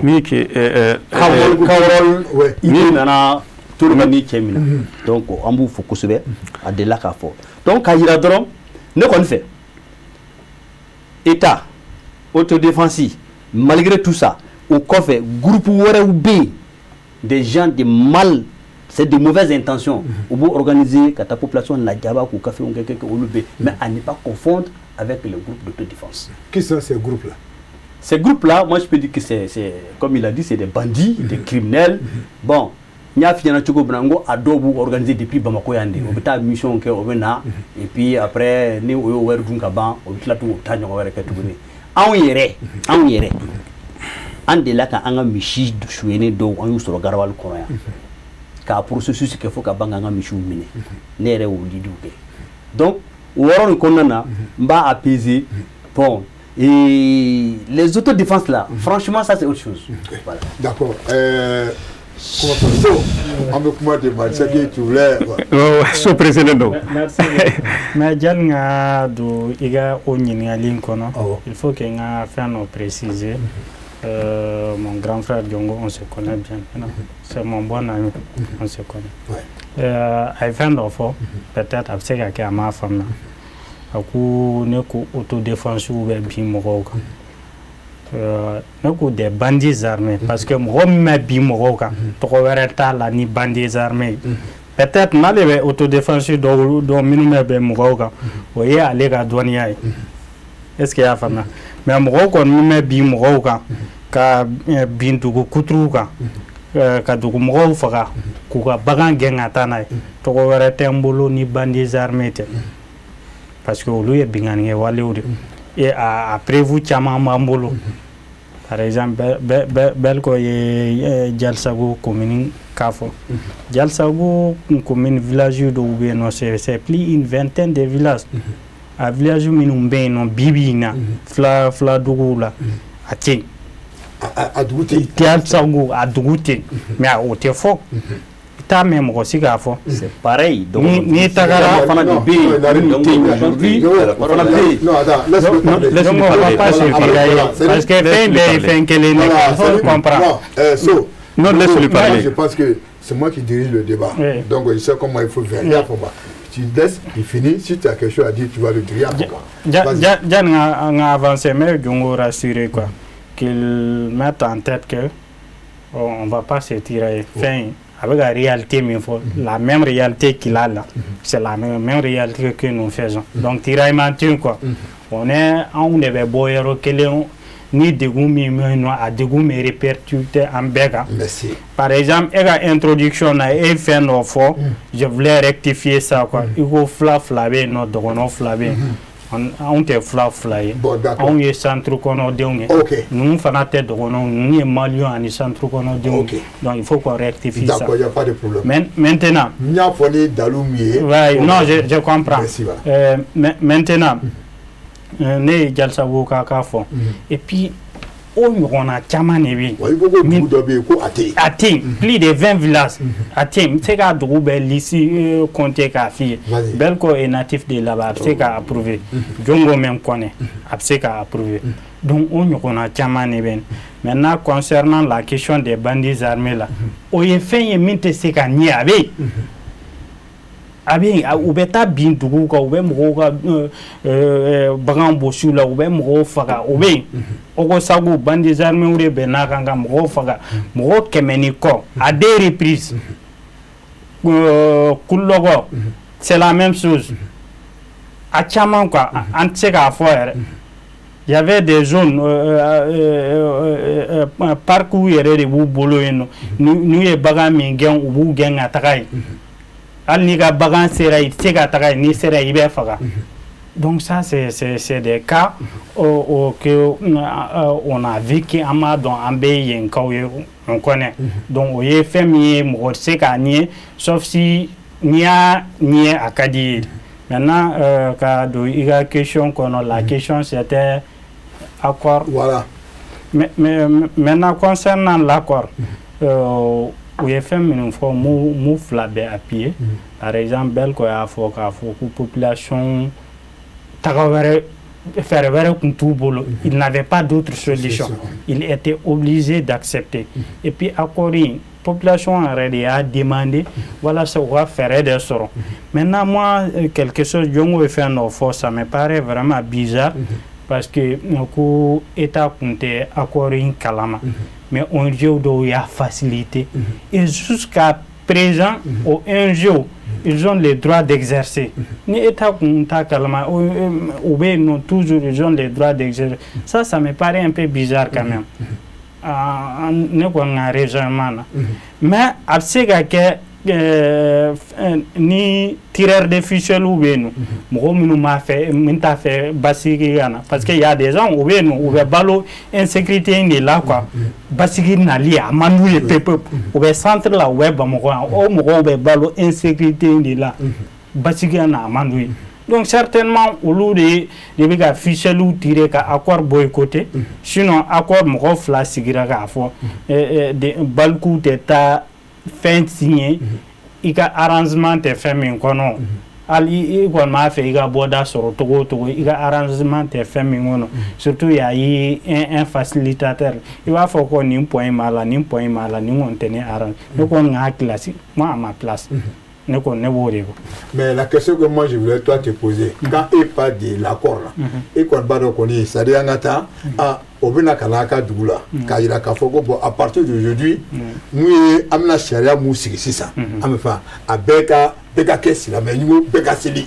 Il peut être sur le goût de pays, c'est la méthode de faire. Est-ce que réellement là, on a encore à ma connaissance au accord marqué, nous une information memolo à ma connaissance accord marqué ne be accord minun kama accord kera population ni ɲɔgɔn cɛ par exemple parce que waati dɔ kɛra mɔgɔw y'a yira k'a fɔ ko bɛnbaliya bɛ population yɛrɛ ni ɲɔgɔn cɛ donc accord kɛra walasa ko bɛnbaliya min bɛ yen k'o bɔ yen ne b'o de kalama quoi mais k'a fɔ ko jadisiw ye accord kɛ k'a fɔ ko population a ye seli aw bɛɛ ka jaga bɔ aw bɛɛ ka kursi senda tigɛ aw k'a kɛ tan a bɛ se ka kɛ a kɛra mais ne ma b'o kalama.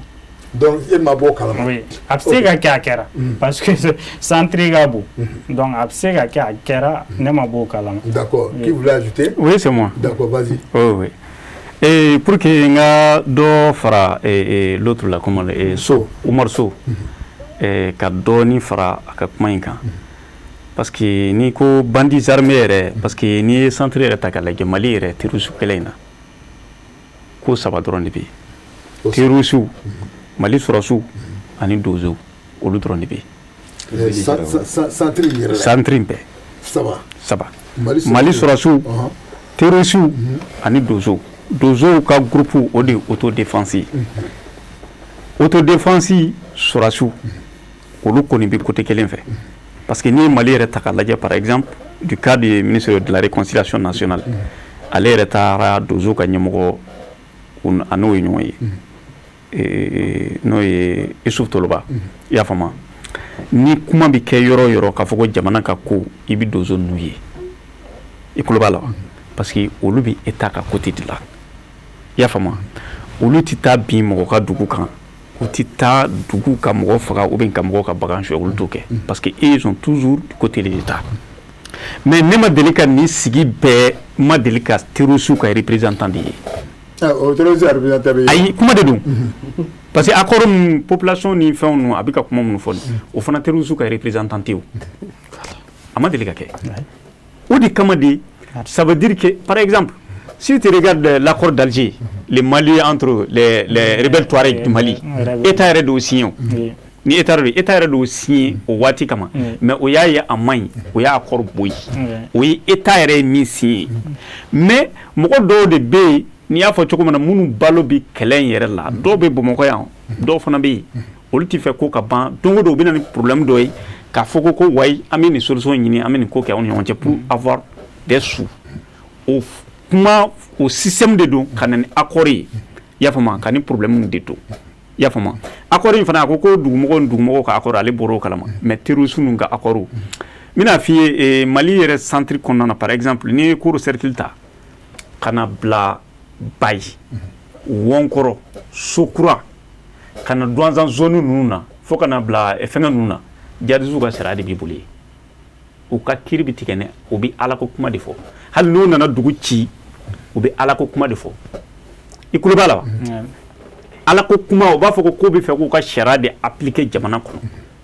jɛnsu bɛ yɔrɔ o yɔrɔ contrôler olu ye sariya min fɔ o de bi appliquer i kulo b'a la wa o de kama pour que k'a yirila n'i ye dugu ye o secteur kɔnɔ parce que e ko filadugu dɔ wulila Jalasago fanfɛla la ni fɛnw dɔgɔnɔdugu min wulila yen o filadugu ma wuli par exemple le cas de Jalasago Jalasago yɛrɛ arrondissement de commune 5 de b'a kɔnɔ c'est pas si vous vous souvenez Terusi nana dugu in yɛrɛ ci mɔgɔ min fagara ni ala tɛ mɔgɔ hakɛ t'a dɔn n'i y'a ye armée bɛ Jalasago c'est grâce à ça o de kama o taara yen est ce que mɔgɔ min fagara yen est ce que dugu minnu filadugu minnu wulila Jalasago gɛrɛfɛ est ce que a b'o bɔ wa je ne pense pas i kulo b'a la n'i nana Sege zone na Salo ka na bila bila Sege yɛrɛ commune min ka bon banka cercle bɛɛ Sege commune ka 44 villages dugu min wulila a bɛ dugu 20 kɔ bɔ Terusi de y'a bɛɛ wuli tu vois est ce que i kulo b'a la o ye yen secteur dɔrɔn de i kulo b'a la maintenant n'i taara douanzan zone fana la même chose pour que ka ale ka kuma in ka a fɛngɛ pour que information caman bɛ mɔgɔ t'a kalama n'i taara douanzan secteur la par exemple Toloba ka dugu kɛrɛfɛ filadugu yɛrɛ bɛ yen Toloba yɛrɛ ka doso de bɛ k'o contrôle o sécuriser c'est de peu i m'a fɔ ma hali n'i yɛrɛ ye douanzan siraba ni ani sira min bɛ taa fɛngɛ fanfɛla la yen o secteur min doso de kɛra sababu ye k'o yɔrɔ fana sécuriser mɔgɔw bɛ tɛmɛ o fɛ sinon sira dɔ in bloquera pewu mais doso ka contrôle bɛ yɔrɔ min na mɔgɔw bɛ tɛmɛ yen n'o ye an ka maabaw ni an ka fɛnw bɛɛ bɛ tɛmɛ o sira de fɛ parce que an ka ko in n'i ye ko in yɛrɛ ta k'a lajɛ centre problème wɛrɛ tɛ koyi terroriste problème de don mɔgɔ minnu kunkolo ɲagamina ka don terrorisiya la sensibilisation de bɛ kɛ i y'a faamu sensibilisation bɛ kɛ cogo di au niveau de l'administration ani population i y'a faamu pour que minnu kunkolo yɛlɛmana ka don terrorisiya la o ka sensibiliser ni min ma sɔn opération de bɛ kɛ k'olu faga min bɛ faga o bɛ faga min bɛ minɛ o bɛ minɛ sinon a tɛ ban tan parce que mɔgɔ dɔw de bɛ yen olu bɛ balo ko in na o tɛ fɛ a ka ban i m'a ye ni état ko k'a b'a ka responsabilité da don o don ka opération mener par exemple dans les zones comment dire du centre du Mali par exemple i bɛ mɔgɔ dɔw ye a bɛ bɔ ni kuma dɔ ye pour que ka kuma yɛlɛma ko wɛrɛ fɛ i b'a fɔ ko des trucs tu vois o ye mɔgɔ qualité minnu u balo de bɛ kɛlɛ la parce que don o don olu bɛ taa dugu ni dugu ou bien u bɛ taa jamana ni jamana k'a fɔ ko wa ni problème bɛ an bɛ nin kɛ tan o mɔgɔw de don olu tɛ fɛ ko ka ban i y'a faamu maintenant il faut que o mɔgɔw bɛ yen a baden bɛ Bamakɔ yan a dɔw fana bɛ centre la parce que n'i y'a ye état bɛna par exemple il faut voir le cas maintenant tile filanin na i m'a ye o yɔrɔ la an b'an ka Mali faamaw fo o b'i ka opération min kɛ pour que ka taa Bandiagara zone na sɔrɔsiw bɛ ka taa tile filanin na ne ɲɛ bɛ mɔgɔ dɔ la a bɛ ka taa renouveler la ka taa kuma dɔw fɔ a t'a dɔn a bɛ ka kuma min fɔ i m'a faamu mais il faut voir ces arts trucs là maintenant mɔgɔ dɔw de bɛ yen o tɛ fɛ kɛlɛ ka ban pour que u ka warimisɛnninw min bɛ sɔrɔ o bɛ taa don mɔgɔw kan an bɛna nin kɛ a ye na nin ye a ye na nin ye parce que olu ka balo bɛ nin na parce que o tɛ fɛ état k'a ka responsabilité ta ka baara kɛ ka terroriste dégager ka bɔ mɔgɔ da la i m'a faamu toujours kɛlɛ ka to a nɔ na an ka warimisɛn sɔrɔ ka dun i m'a faamu ok ça veut dire que vraiment ni yɛrɛ centre ko ni tellement kuma cayalen don bon tout le monde se pose la question bon Belko donc réellement la bi quand tu regardes là état hein et puis c'est qu'à mun fɔ état parce que avec tout ce qui se passe là état jɔyɔrɔ jumɛn bon ok i ka ɲininkali diyara n ye bon dugukolo a bɛɛ état ta de o dɔn i y'a faamu état jɔyɔrɔ ye mun ye bɛɛ b'o dɔn a bɛɛ t'o dɔn dɛ fo ka n'i y'a ɲɛfɔ ka yɔrɔ ka mɔgɔ n'u ka minɛnw k'o de lakana c'est ça le rôle de l'état fo état k'o de kɛ i y'a faamu bon ni état ma se k'o kɛ toujours faille bɛ sɔrɔ o kɔrɔ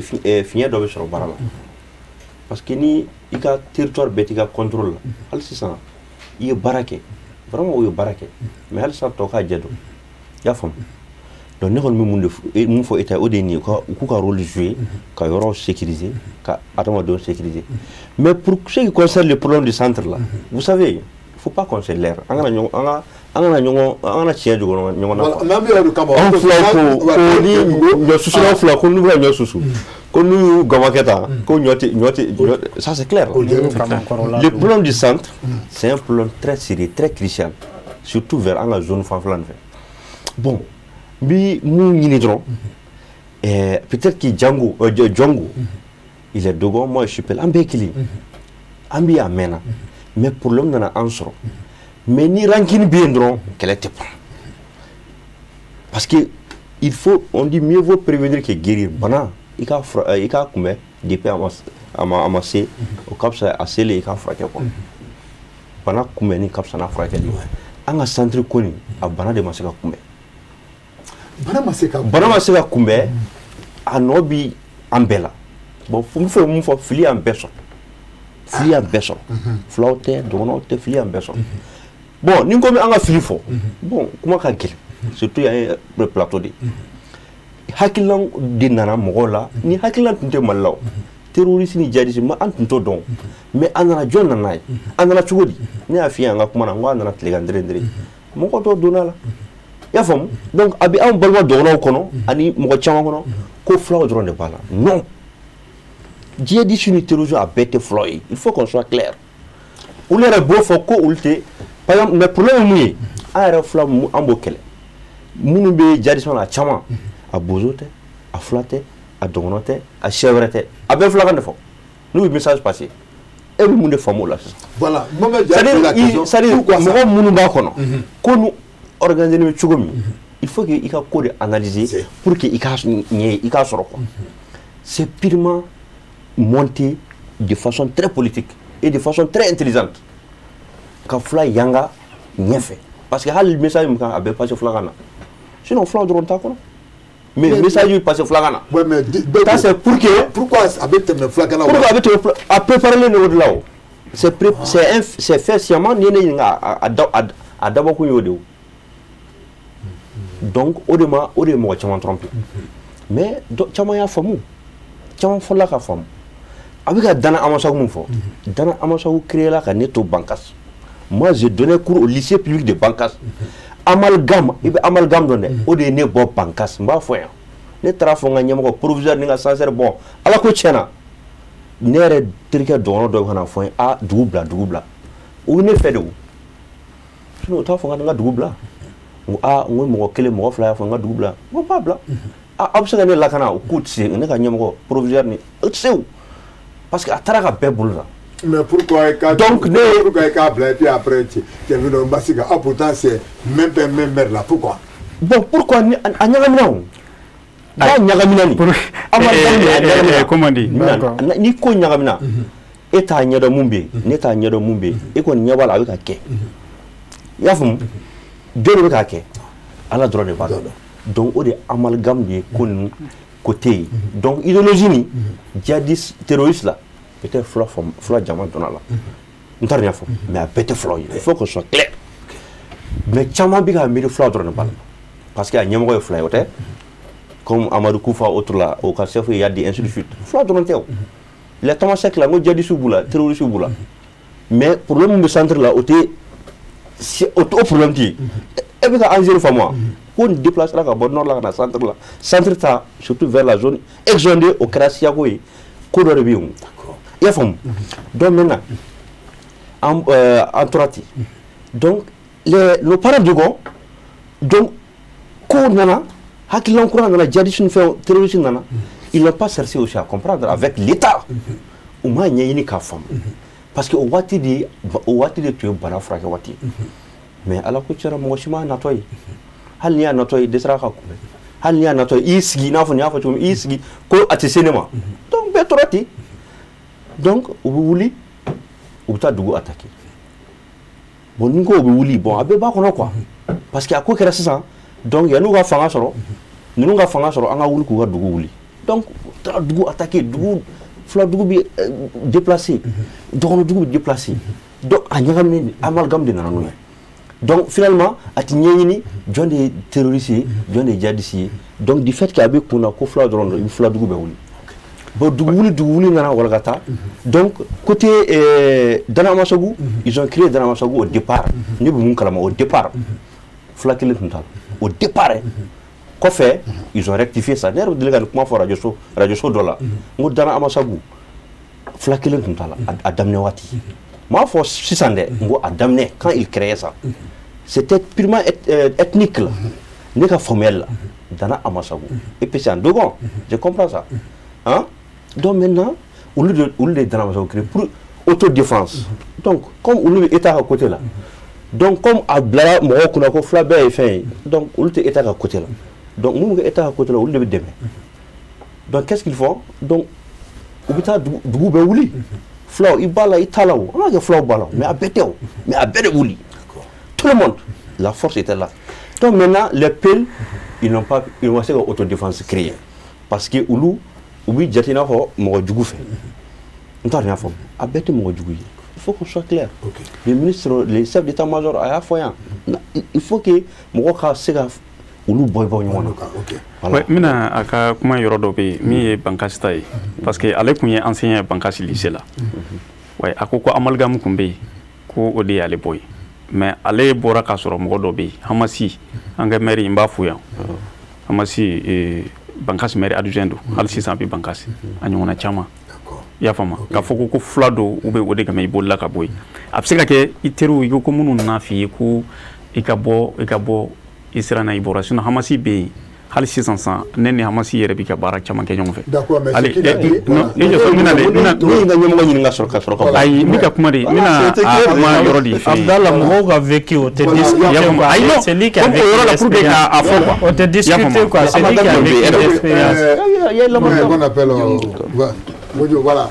Moi maintenant l'État. Bon. L'État. Pour moi l'État bon, espace qu'on a État un moment État qu'on Yorobla. État qu'on Yorobla, mais État clair a rectifié ou c'est la cana. Ou c'est la cana ou Yorodo sigi sukura, Yorodo sigi possibilité fitou sigi même à Kundoro, à Wankoro, Djungani, ou Koulou sigi kata. Mais après, amassé katanye.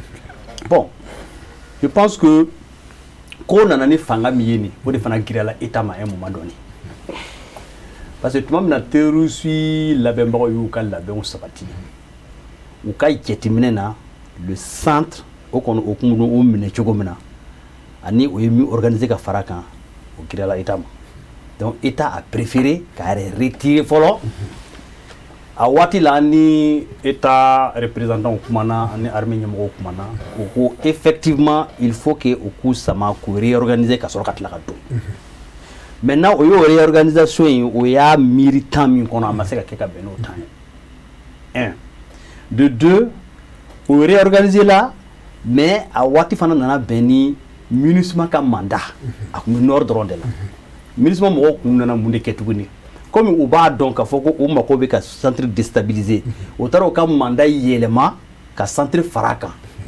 donc a kɛra finalement hali État yɛrɛ tun b'a fɛ ka min kɛ au niveau du centre MINUSMA kama a tun tɛ se ka kɛ et en réalité lead tun bɛ MINUSMA de bolo centre kɔnɔna na n'u ka mobili jɛmani tun tɛmɛna yɔrɔ min ka min k'a banna yɔrɔ caman an ka donso ils ont été témoins avion jɛmaniw tun bɛ jigin ka minɛnw jigi ka yɛlɛ mɔgɔ t'a dɔw bɔra min o donna min an yɛrɛ delila ka taa ala ka hinɛ i bɛɛ ka waati la ka taa état-major la ka taa kuma fɔ à l'époque o ko an ma k'an ka fɔ donso ye ko ni avion bɛ jigin ko k'a kukala photo ta ko numéro dɔ bɛ yen ko de bɛ kɛ sababu ye k'u identifier ko sinon k'olu ka avion tɛ k'u t'a kalama donc je peux comprendre que a waati na le temps que État kun tɛ yen et que MINUSMA ka lead de kun bɛ yen ko bɛɛ lajɛlen tɔ kun ɲagamina ye et puis an bɛ se ka confirmer k'a fɔ a waati les terroristes kun bɛ renfort yɛrɛ de sɔrɔ i kun bɛ zone dɔ lajɛ ten sisan foyi tɛ yen mais il suffit que MINUSMA kun ka mission fila kɛ ka taa ka se ka zone kɔnɔ o zone bɛ enflammé donc an y'o bɛɛ lajɛlen jateminɛ donc État kɔni kun bɔra bon ka yɛrɛ réorganiser après a ka seginni temps janyana hali tuma min na MINUSMA ninnu taara le temps que État ka se ka taa a janyana o de kɛra sababu ye ka espace yɛrɛ to yen terroristes bolo bon o ka se ka mémiser kɛ population kan k'o ka accord ninnu o tɔ matérialiser ka sɔrɔ ka espace sɔrɔ i n'a fɔ Abdala y'a fɔ cogo min na ka sɔrɔ k'u ka jagako ninnu bɛɛ sigi Soko ale tɛ a kalama k'a fɔ ko terroristes ni population cɛ accord bɛ yen so an bɛ bɔ yen dɛ e tɛ kalama ne t'a kalama k'a fɔ ko population ni dugu dɔw sigira ko a ye sɔn nin ma so ni o village bɛ yen nɔ i b'a bon ni k'i t'a kalama on t'accorde le crédit voilà Mais il dit qu'il n'est pas au courant. Bon, c'est vrai.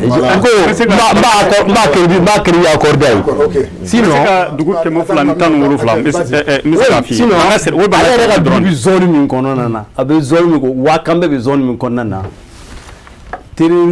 réunion tant en sabat de quelle population. Il faut savoir que État Ténon, l'acteur qui est là-bas, il fait ce qu'il veut. Et la population, même si c'est État Ténon, Mromi Meno, Fangabo Tigiri, avait fait min kada, a woke population, ani avec fait min que population sonne non, parce que à quoi réduit, et en sigira en son aïka fotama. Mais on est kera au saut. On marquait. On est kera population là qui a tabi au clou qu'on a tout signé. Yoro dola. Yoro dola. Émissaire Minutara. On marquait Yorosi. Émissaire Minutara. Bon, à ta connaissance. Donc on va à crédit à quoi d'ailleurs. Parce que sinon, réunion kera. À zone nous connaissons. Réunion ta an saba abe archivé lembe en fait. À Kelingina, les populations tara. On veut combien qui a tiré le mot de fait. Car fouillana, aonana. Dugu jumɛn jumɛn de bɛ yen fɔlɔ ni dugu bɛ yen ni dugu bɛ yen ni dugu bɛ yen ni dugu représentant ye jɔn ye dugutigi don nin ta ye jɔn ye kamalenkutigi don a bɛɛ lajɛlen bɛ identifier ka sɔrɔ ka sariya fɔ 7 points. U b'u ka sariya sigi. Sariya de bɛ fɔ. La sariya 7 points. 7 points. Voilà. Mais yanni nin bɛɛ ka na a ye accord écrit min fɔ o de kɛra ka terrain dayɛlɛ ko population dama bɛnna ko accord sɔrɔla. O y'o papier yira na fɔlɔ an y'o ye fɔlɔ donc mɔgɔ ye kalo 2 3 kɛ o bɛ taa ni ka seginw la foyi tɛ yen un coup sɔgɔmada kelen terroriste nana i b'a dɔn o accord ninnu kama a fɔra ko papier min sɛbɛnna ko bɛnkan sɔrɔla population dama ni ɲɔgɔn cɛ o kama autodéfense dɔw tun b'a yɔrɔ olu tun ye marifa bila ka ye bila tellement o ye confiance sɔrɔ danaya 3 mois après terroristes de bɛ na o b'u camper tout dɔw kɔnɔ u bɛ dugutigiw bɛɛ convoqué maintenant dans les accords n'i ye bɛnkan ta n'u ye ka ban i t'u sɔsɔ bilen. E ko 7 points de o 7 points jumɛn ye dɛ 7 points anw bi yɔrɔ o yɔrɔ i t'an ko fɔ armée ye ka fɔ an tɛmɛna yan fɛn fɛn n'an y'o mɛn i da an b'i nɛn tigɛ awɔ o fɔlɔ ye o ye fɔlɔ ye filanan ni armée n'a y'a mɛn don o don ko armée bɛna na a ka zone na aw bɛ yɔrɔ o yɔrɔ a b'an informer n'a ma informer n'a kɛra n'a nana sɔrɔ a t'a filɛ ni cɛ tigɛ sabanan n'aw seginna ka taa a ka dugu kɔnɔ autodéfense minnu b'aw bolo a b'u bɛɛ désarmer les dugutigiw vous êtes responsable et on vous donne 3 jours an bɛna yɔrɔ dɔw yɛrɛ la ils ont demandé que armes ka minɛ ka d'u ma ça c'est la 3e condition 4e akas dugu dondaw yɔrɔ tuma dɔw pour se protéger pour que k'u yɛrɛ lakana u bɛ marifa an ka dumu kun ye marifa dɔ dilan u b'a siri dugu da la donc ko k'olu fonifoni ka bɔ yen donc n'olu bɛ na o bɛ se ka na dugu kɔnɔ ka na don cogo min na ka lafiya sɔrɔ donc u ka message ye min o b'o véhicule bɛ taa donc entrée libre sortie libre o k'o sɔrɔ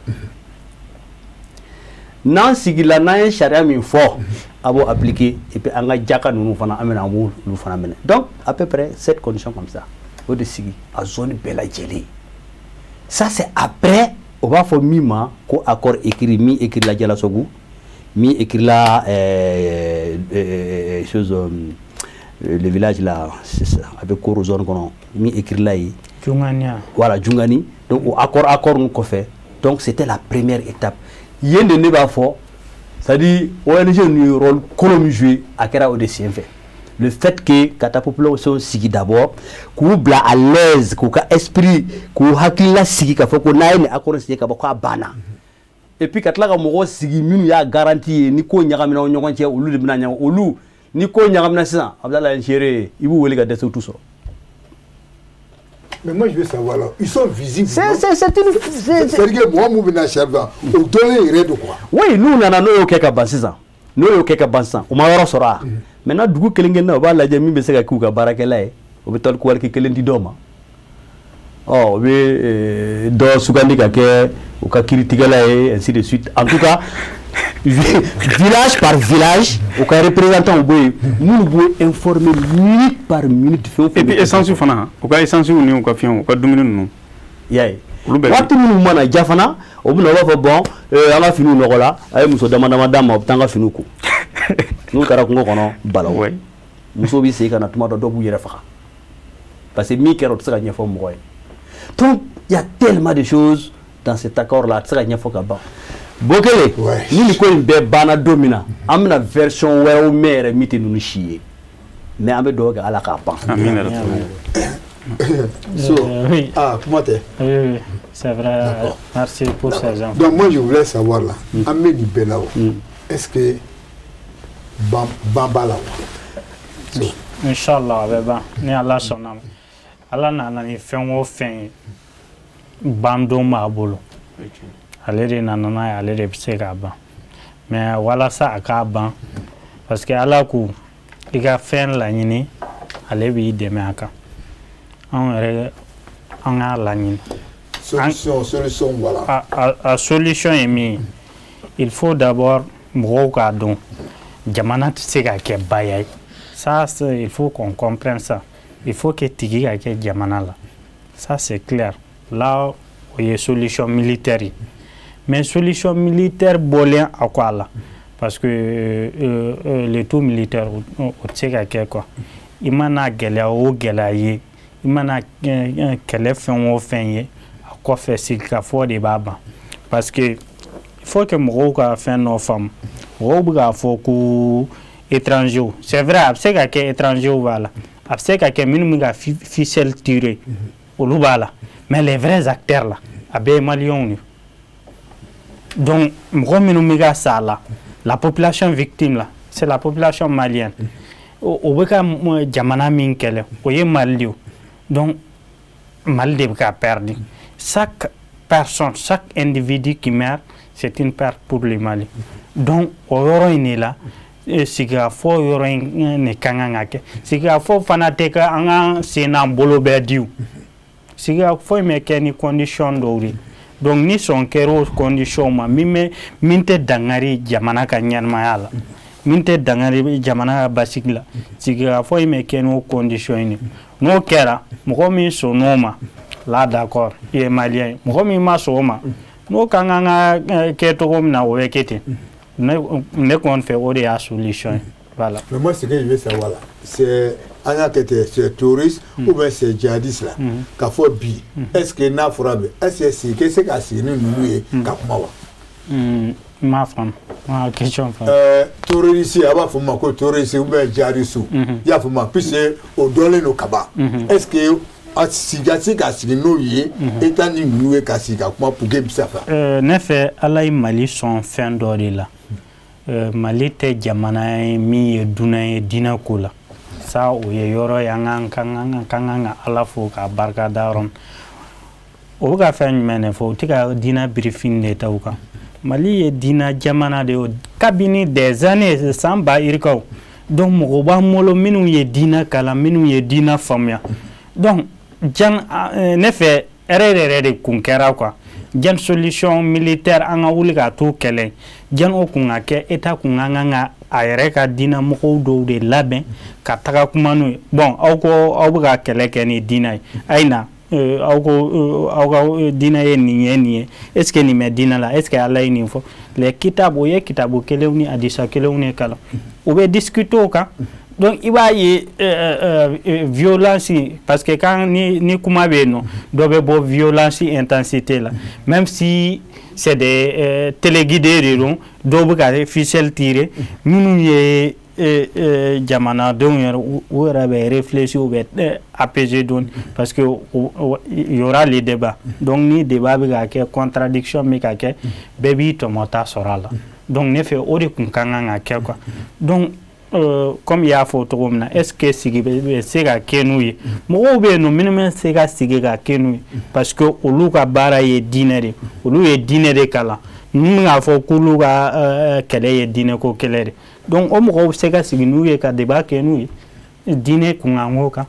D'accord. Comment on appelle? Belko.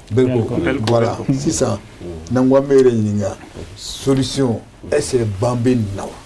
Bon, Ala mana ni fɛn o fɛn min y'a ban n'a ban waati sera a bɛ ban. ni ala sɔnna mais fo an yɛrɛ f'an ka ŋaniya n'an dina na ŋaniya fara ɲɔgɔn kan bon bi ne ye centre mɔgɔ de n bɛ mun fɔ centre ko in na et puis an ka yɔrɔ in na n bɛna yɔrɔ dɔ faranfasiya yɔrɔ dɔgɔnɔ fɛ yen population bɛ yen population o population na donso bɛ yen il y a donso il y a population mais a bɛɛ ye population fulaw fɛ yen i y'a faamu population bɛ yen o population na an ka kɛ terroriste bɛ yen djihadiste bɛ yen mais population yɛrɛ bɛ yen n t'a dɔn n'i bɛ k'a faamu donc hali belligérant na Togo ou bien n t'a dɔn jɔngo y'a kuma fɔ belligérant ye saba de les terroristes bon terroristes an ka djihadiste dɔw kɔnɔ il y a l'armée régalienne n'o y'an ka faamaw ye il y a les donso u ma saba ye hein donc fila tɔ nin u bɛ ka nin kelen kɛlɛ o tɛ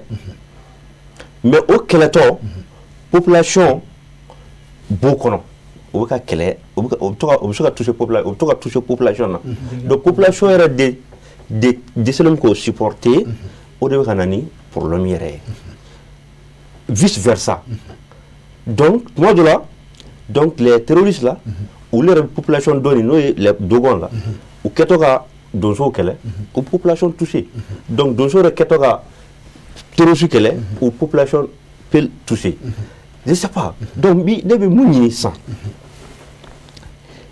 ko nin kɛra tan donc fɔ kɛlɛ la pour que ka kɛlɛ yɛrɛ ban ne kan bɛ population ni ɲɔgɔn cɛ dɛ parce que ni donso ma marifa bila djihadiste ma marifa bila donc yɔrɔ tu kɛlɛ kɔnɔ ma ban mais population minnu b'u sen kɔrɔ c'est olu dɔrɔn de bɛ ka perdre parce que population ni yɔrɔ dɔgɔnɔ dɔ bɛ olu sɔrɔ tɛ donso ye c'est la même chose que fula dɔ yɛrɛ bɛ yen peut-être que ninnu bɛ ɲɔgɔn kan u wajibiyalen bɛ ka tugu kɔ sinon a man d'u ye parce que marifa de bɛ ka kɛ ni marifa ye mun fɔ marifatigi ko bamananw ko marifatigi sɔbɛ dɔrɔn don dɛ n'a y'a gosi i b'a fɔ mun bɛ yen n'est-ce pas donc u bɛɛ donc les donso aussi hali ni minnu sɔnnen t'u ye i bɛ sɔn o ye tant que ni kɔni bɛ yen donc o de la minnu sɔnnen t'u ye olu yɛrɛ ta c'est l'appel aussi an bɛɛ wula an yɛrɛ ta donc ne ko e b'an wele djihadiste je suis pas d'accord on est du côté de l'État et c'est l'État qu'on défend i y'a faamu donc solution ka ɲini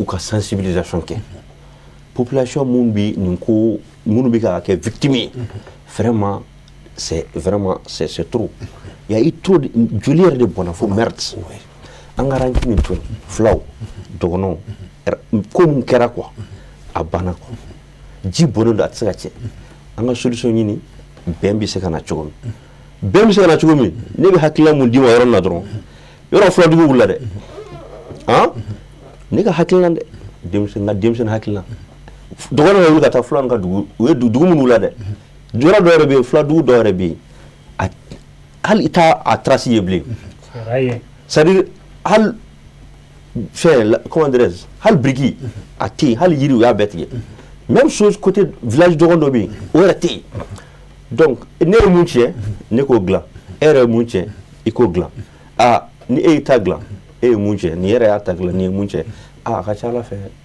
an timi don ɲɔgɔn na kɛlɛ bɛ se ka ban a ma nɔgɔn dɛ mais fo comme les antécédents kɔrɔlen minnu kɛra ne y'o de fɔ ka kuma na n ko filiw y'an bɛɛ sɔrɔ fili ye bɛɛ sɔrɔ donc pour que ka filiw réparer parce que état filɛ nin i b'a dɔn état armée yɛrɛ filɛ nin armée yɛrɛ kɛ ka di ka kɛlɛ kɛ ni jamana wɛrɛ ala k'an kisi o ka nɔgɔ a ma ka tɛmɛ nin kɛlɛ nin kan quoi parce que nin ye guerre asymétrique di ala ka hinɛ ATT la ninnu daminɛ waati nord la ko u bɛ na k'u bɛ si yɔrɔ min k'u tɛ tile yɔrɔ ye u bɛ si yɔrɔ min u tɛ tile ye u bɛ tile yɔrɔ min u tɛ si ye c'est à dire mɔgɔ minnu don u tɛ yɔrɔ kelen il faut qu'on le dise u tɛ yɔrɔ kelen u bɛ fan bɛɛ ni ko u bɛ fan bɛɛ c'est à dire u tɛ to k'a fɔ ko i b'u sɔrɔ yan c'est peut-être o y'u ka kɛlɛ o y'u ka ko taabolo ye n t'a dɔn n y'a faamu donc ni ko bɛ ten donc population yɛrɛ dama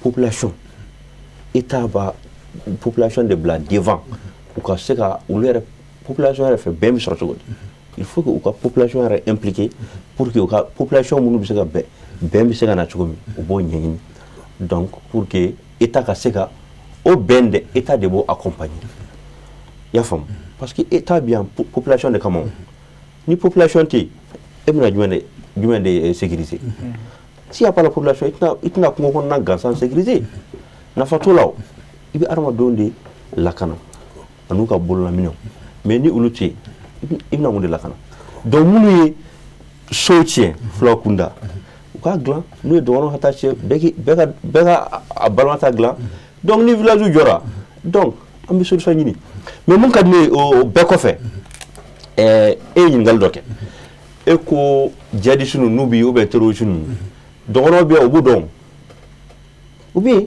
u b'u dɔn parce que ko nana ɲagami donc a tɔ in kɛra yɛrɛ ɲini de sinon a y'o ka djihadistes mɔgɔ sefu b'u la o Amadu Kufa Yada Gali ils sont connus o de y'u ka ɲɛmɔgɔ ye o mais u ka solution ɲini n'u bɛ se ka discuter n'u ye parce que diɲɛ ye ɲɔgɔn faamu de ye i bɛ dɔ bila ne bɛ dɔ bila nin tɛ ne arranger ainsi de suite u ka moyen ɲini ka se ka discuter je crois que assise dɔ la maliyɛnw y'a laɲini kɛ ko ka essayer ka discuter ni Yad ani Kufa ko maliyɛnw don et pourtant maliyɛnw don ok donc ne fɛ état de kan k'o baara kɛ mais tant que ni état ta a ko la a ko ɲɛ sɔrɔ man di dɛ donc ne bɛ se ka mun fɔ vraiment kuma ma nɔgɔn donc ala bɛ sɔn excuse-moi juste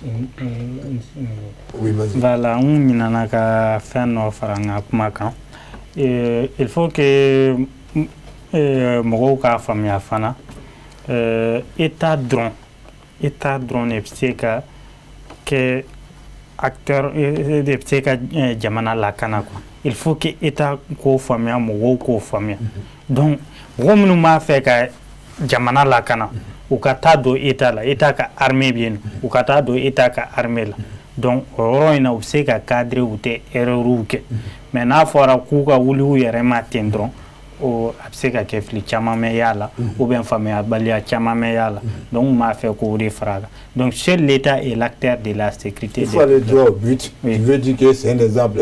Oui. En cas c'est ça, autodéfense mɔgɔw. Exactement. Mɔgɔ fɛn marifa bɛ mɔgɔ fɛn o fɛn mun bolo ni o k'a bila n'i b'a fɛ ka jamana lakana t'a dɔn i armée la. D'accord. Ok. Togo. Voilà.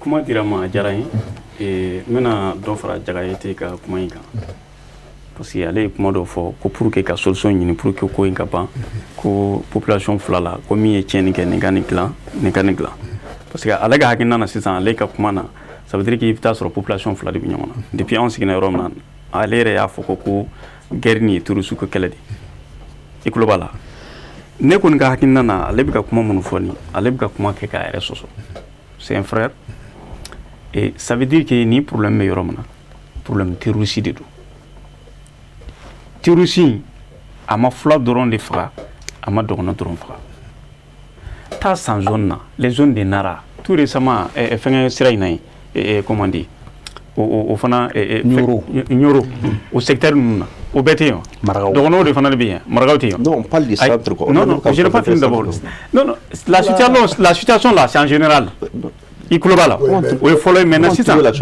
solution min bɛ sɔrɔ a la les groupes d'autodéfense de Dana Masago là les dozo là fulaw b'a la dɔgɔnɔ ma fɛn sugu bɛɛ b'a la olu de ni armew bɛ fara ɲɔgɔn kan ka terroriste bunten ka bɔ anw da la rapidement sinon mɔgɔ minnu taara kɛ terroriste ye a bɛ maaw faga a bɛ Mali sɔrɔdasiw faga a bɛ mɔgɔ suguya bɛɛ faga a tɛ siya bɔ siya la a bɛ ka mɔgɔw ka muso kɔnɔmaw faga k'o jeni ka mɔgɔw ka bagan cɛ ka ca un terroriste ne t'a dɔn mɔgɔw bɛ taa négocier ni o ye cogo min na non k'a fɔ i ye Mali den ye ou bien fɛngɛ don crime tɛ tɛmɛ o kan olu mɔgɔw bɛ kɛlɛ de u bɛ faga de terroriste bɛ faga de koyi maintenant o bɛ se ka faga cogo di dozow ni an ka sɔrɔdasiw de bɛ bolo di ɲɔgɔn ma ka terroriste ninnu bunten ka bɔ yen tant que hakilina min bɛ ninnu na ni ninnu ma kɛlɛ a ɲɛ ma a tɛ ban négociation ne hakili la négociation mɔgɔ fila de bɛ négociation kɛ dozo ninnu sɔrɔdasiw ninnu bɛ ka terroriste de kɛlɛ mais i mana ye kuma bɛ kɛ waati o waati don o don k'a fɔ ko sigikafɔ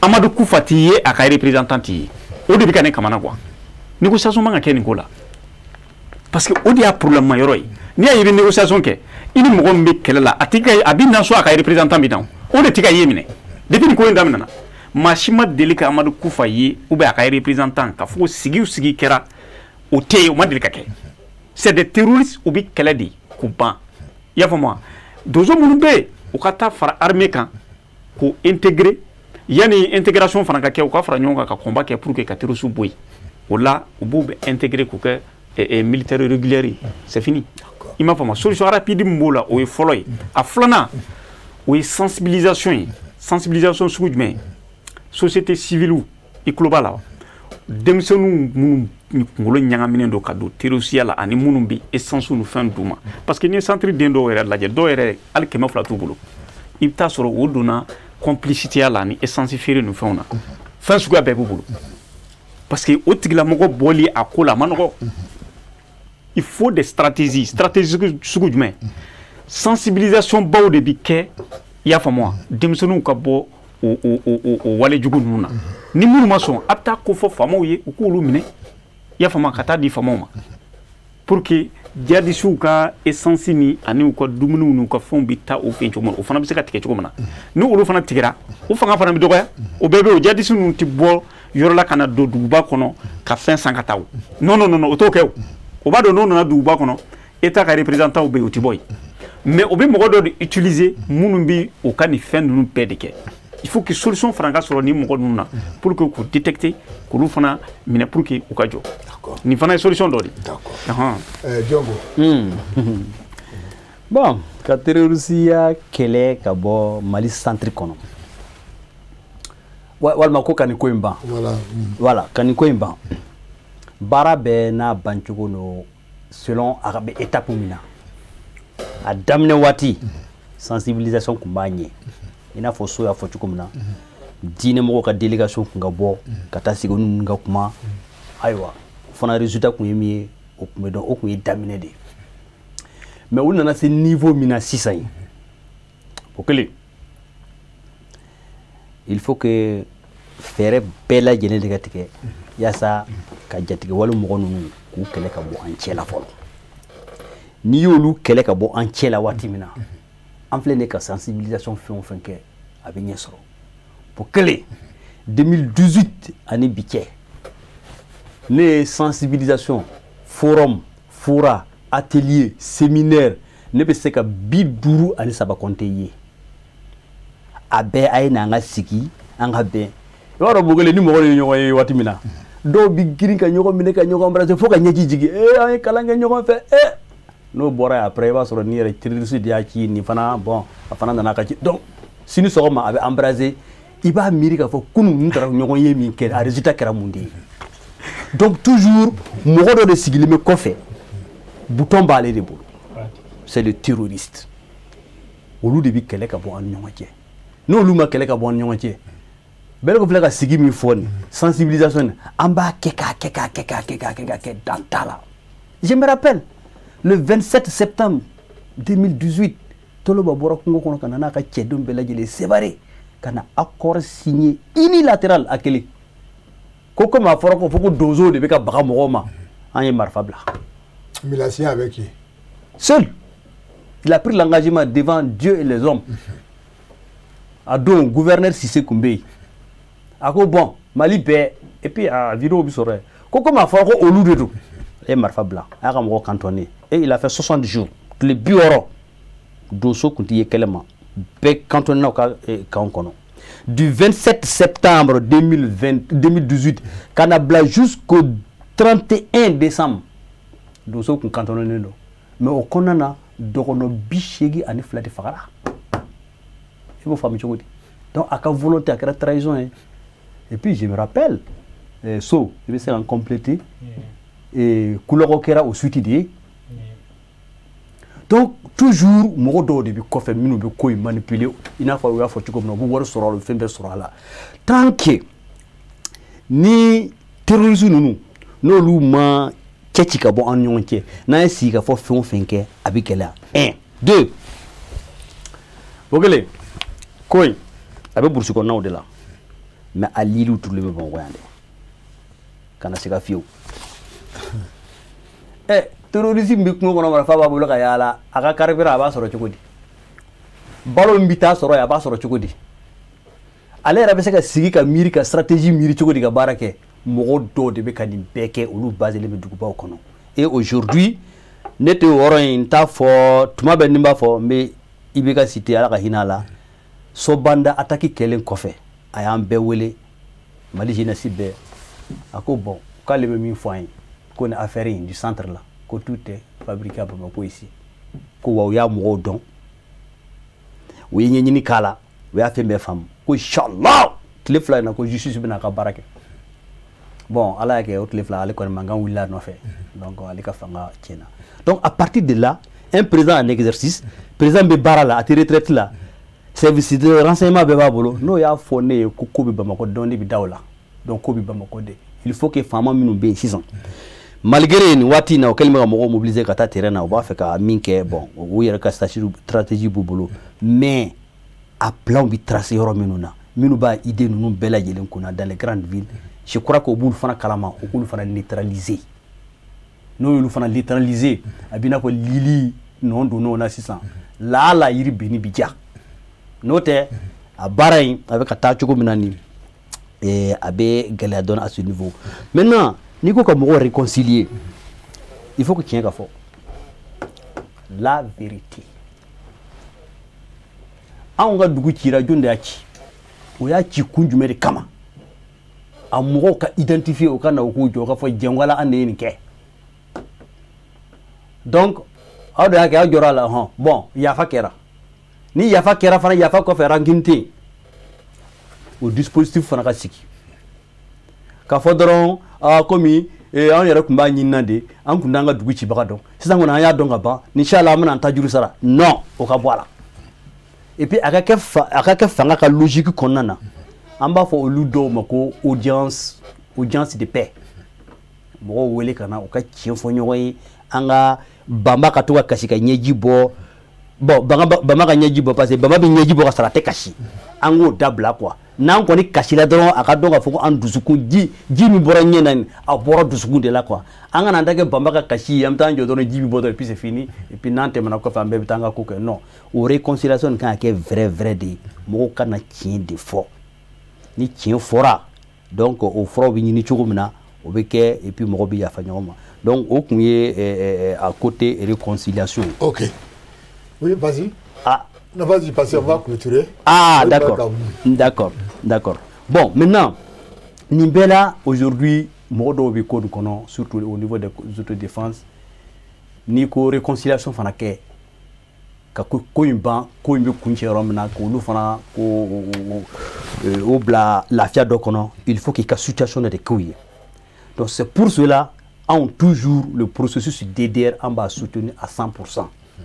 Mais Abdallah Fochoukoumna, DDR de Makan a déclenché ka fako ko sur dozo walma autodéfense au canton ne fleni au bna do armée là ka sur terroriste ma bo ansingor o kono erreur de ke armée recrutement spécial de l'ancien pour que mo kana do fenga kono pour que ka mbalma ke jabi akoko aka kuma labana ko sécurité bi armée de bolo ko ni mo ma fa jamana sécurité ki ka do armée là armée a tesike ko mɔgɔ ka na u ka marifa bila u ka na don armée kɔnɔ u ka jɛ mais ne ka dugu ma lakana fɔlɔ terroriste bi kungo kɔnɔ ale ma marifa bila e ko ne ka marifa bila ka don armée kɔnɔ ni ne ye kɔ don l'état yɛrɛ kɛ ne ka formation kɛ 6 mois ka ban o ta n ka dugu ma ban o de ye mɔgɔw ban ka don et puis toujours c'est la même réalité il faudrait que disposition de ka ta mɔgɔw ka dugu ka sécuriser fɔlɔ n'u ka dugu sécuriser la waati min na donc le reste an b'a bɛɛ confier au processus DDR comme ala yɛrɛ a commission sigila ka ban donc on n'o baara kɛ. D'accord, ok. Donc c'est ça. Je suis très oui tu voulais rapidement. Juste pour faciliter à Djongo. Mɔgɔ minnu ye non déjà olu ne fɛ u mago tɛ formation jan na a dɔw ils sont plus aguerris que voilà. D'accord. Ok, donc c'est que moi je voulais tout juste il y a fait moi malien baigne bala il y a fait moi tout juste message mon bé en ana plateau kan akmana muka mabe beta en dongono une minute dongono kana ah regarde bien ça. Ah ok, pas de souci. Regarde le caméra le vivre là. Oh ouais. Je t'adresse. Ah donc ije Mali bini wena ani Mali do kana wena ijeme émission série Fla TV re émet débat situation sécuritaire centre bini ani koni solution ya ko koni be mazoma ijeme ko gere kana dogon ikana Mali bini wena ani Mali do kana wena pour que c'est plan wo dogon wo bobo wo mosi wo c'est toi peu du même dans terrorisme diga même peu mosi ko solution ko message yoko. Merci. Belko. Voilà, regarde un peu. Bon, yani vraiment kadien il hakato. Yani nga mo flagana. Nga Michel doit di fla. Fla ko induna sogono. Mata madu o de nyonde ni kuma courage me akadi ita ani onu auto défense mun bi barala ñoo fa ni mogo yirala malfa bi mogo mbul on o de jadisi o de terroriste mais ko hakki ala kam mogo mun tola ko toy d'accord fla dongo fenro do ko d'accord ko ni yere problème ni kili mo fla ni ne so tegemne ka bo so ko fe ka tegemne ka ebo nay jon ebo so de ebo o be ne ebo ni ngal jon ebo rf e bel ko da bo ni bel ko da bo yoro donc o problème de sera en flow d'accord amami amabo hakilna kuramu nana mun tunde malla no terroriste ni jadisi en flow nana yi mais o ya taka ke anna jakusa d'accord ok famera donc bi continue flagana assalamu alaikum taala barakatu bandirabe fulbe bandirabe malien hettimtobe joni ewobe tv série Fla TV bi joti on parti ko mo san gido mo saki modon miñi modon belko jaga yetti jodi do yes modon e télé modon tv série Fla TV mi joti on marti ko modon kibaru wondo le nukumen laamu mutti fa warde hertade nukumen bañagara banka skoro douanza kala e on fu men joti dum marti ko mudum sanne kibaru wondo tiidalla wondo to dum men wari haali do hande haala an tiidi kay so wonko neddo haali ko gasay na hani yafaade mi joti o mi marti ko modon kala kawral wartirte fu wana fulbe wana haabe wana sebbe mali fu immo daro yalle kawral ana warta yalle yimbe ana accirni baasi o alla ko waddi fu alla timmina vraiment baasi o mali fu tampi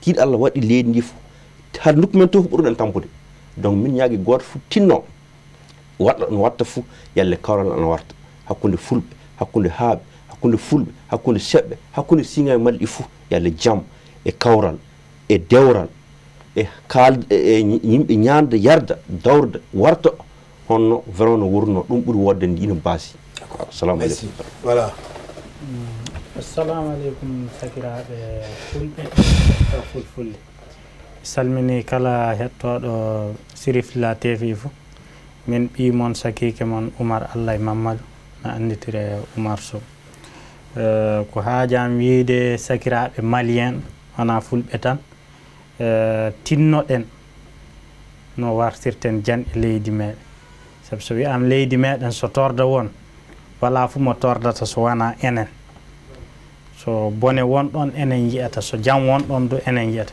nenno tinnoden no jam wartirta torda ka wala fu ko en yi'ay to mudum gilla sengun ma hitande woter fa joni yihi duubi sappo e powdi nenno torda ka heeji kala wawdo no jam wartirta tinno yalla jam an warta e leydi assalamu alaikum be baray be e fudo fokuli ye daga ko be série Fla TV yele bele dogo boni soko mali binani soko be fukur welesa bili ci ko do boore be ci ko de yele du ko cerci ye a jerme a dogo boni jerme jiri ci so ne so fuwe mali so fuwe donc ye bili oja ingere kay ko soko yaaji nga dume biasuma bi ci hekilo ojo so ye ako soko duma fulime bi panga nawe yeme yibi su so adime mali bina ninga sobe fu jamana uban fu be wuli bo boli bereme ninga wojo ni jigeme ganda gungime mali suna gungime be kan ala pia biaso choko dogo bu fu jimme be amba buru kulmai bi jamana be amba buru kulme be kan ala pia biaso be choko to amende mai tien kolo de mende. Bien, ambe bela jenofo anyodo fo yuko Sherifula TV dimanche ambe fasode wole ni kenembele minka kaira ka fo muya ndema ka baran wambulu Ousmane Sogore, monsieur le directeur Sherifula direction afleni bangoni jangnebula les ressources humaines amani na ko muye comptable ni question ani direction commerciale amba befo nambore amena burbabuya muye responsable technique buya Kulubali amba afo réalisation production Tchekelembe Boluchama Mouye Mohamed Keta Mo le russe Mohamed Keta vraiment merci beaucoup Mohamed Keta Kerefe vraiment Kanwa Fanabolo Mouye Abou Djabati Abou officiel merci beaucoup Adama S Kulubali Amanyine ko Mouye GMT Moussa Traoré Amanyina ko Nam Tamta Regila Mouye Abouaka Traoré NB Ambi Ifo Koje Jara Ambi Fanafo notamment Kaboy Daouda Konaki Ifo Ani Chaga Kulubali notamment Kaboy Ambe Garde Nationale les chauffeurs amanyina ako amba bela jenufo ani amsani ka gardu amba bela jenufo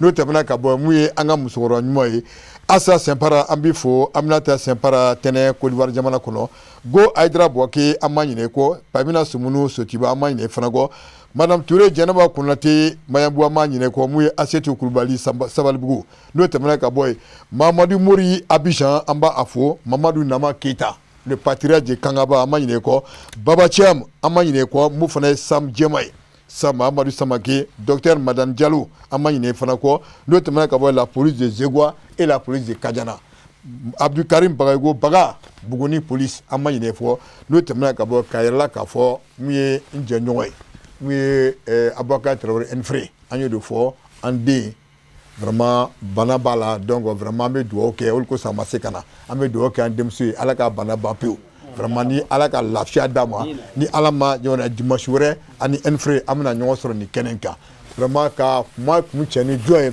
Ousmane Cherif Madame Aidra le guide des guides kalambo ambi ifo alaki ma angoro ika demaya alaki ma alaka ma angoro ame fon mini ala fait alaka son abela vraiment ni alamanga joa irana invité vraiment je vous remercie beaucoup en nana malo famille chama sorola dina lamba atena dani drama ni alama basike chewara amna nyon soro ni kenenka akan ben merci beaucoup à dimanche prochain merci.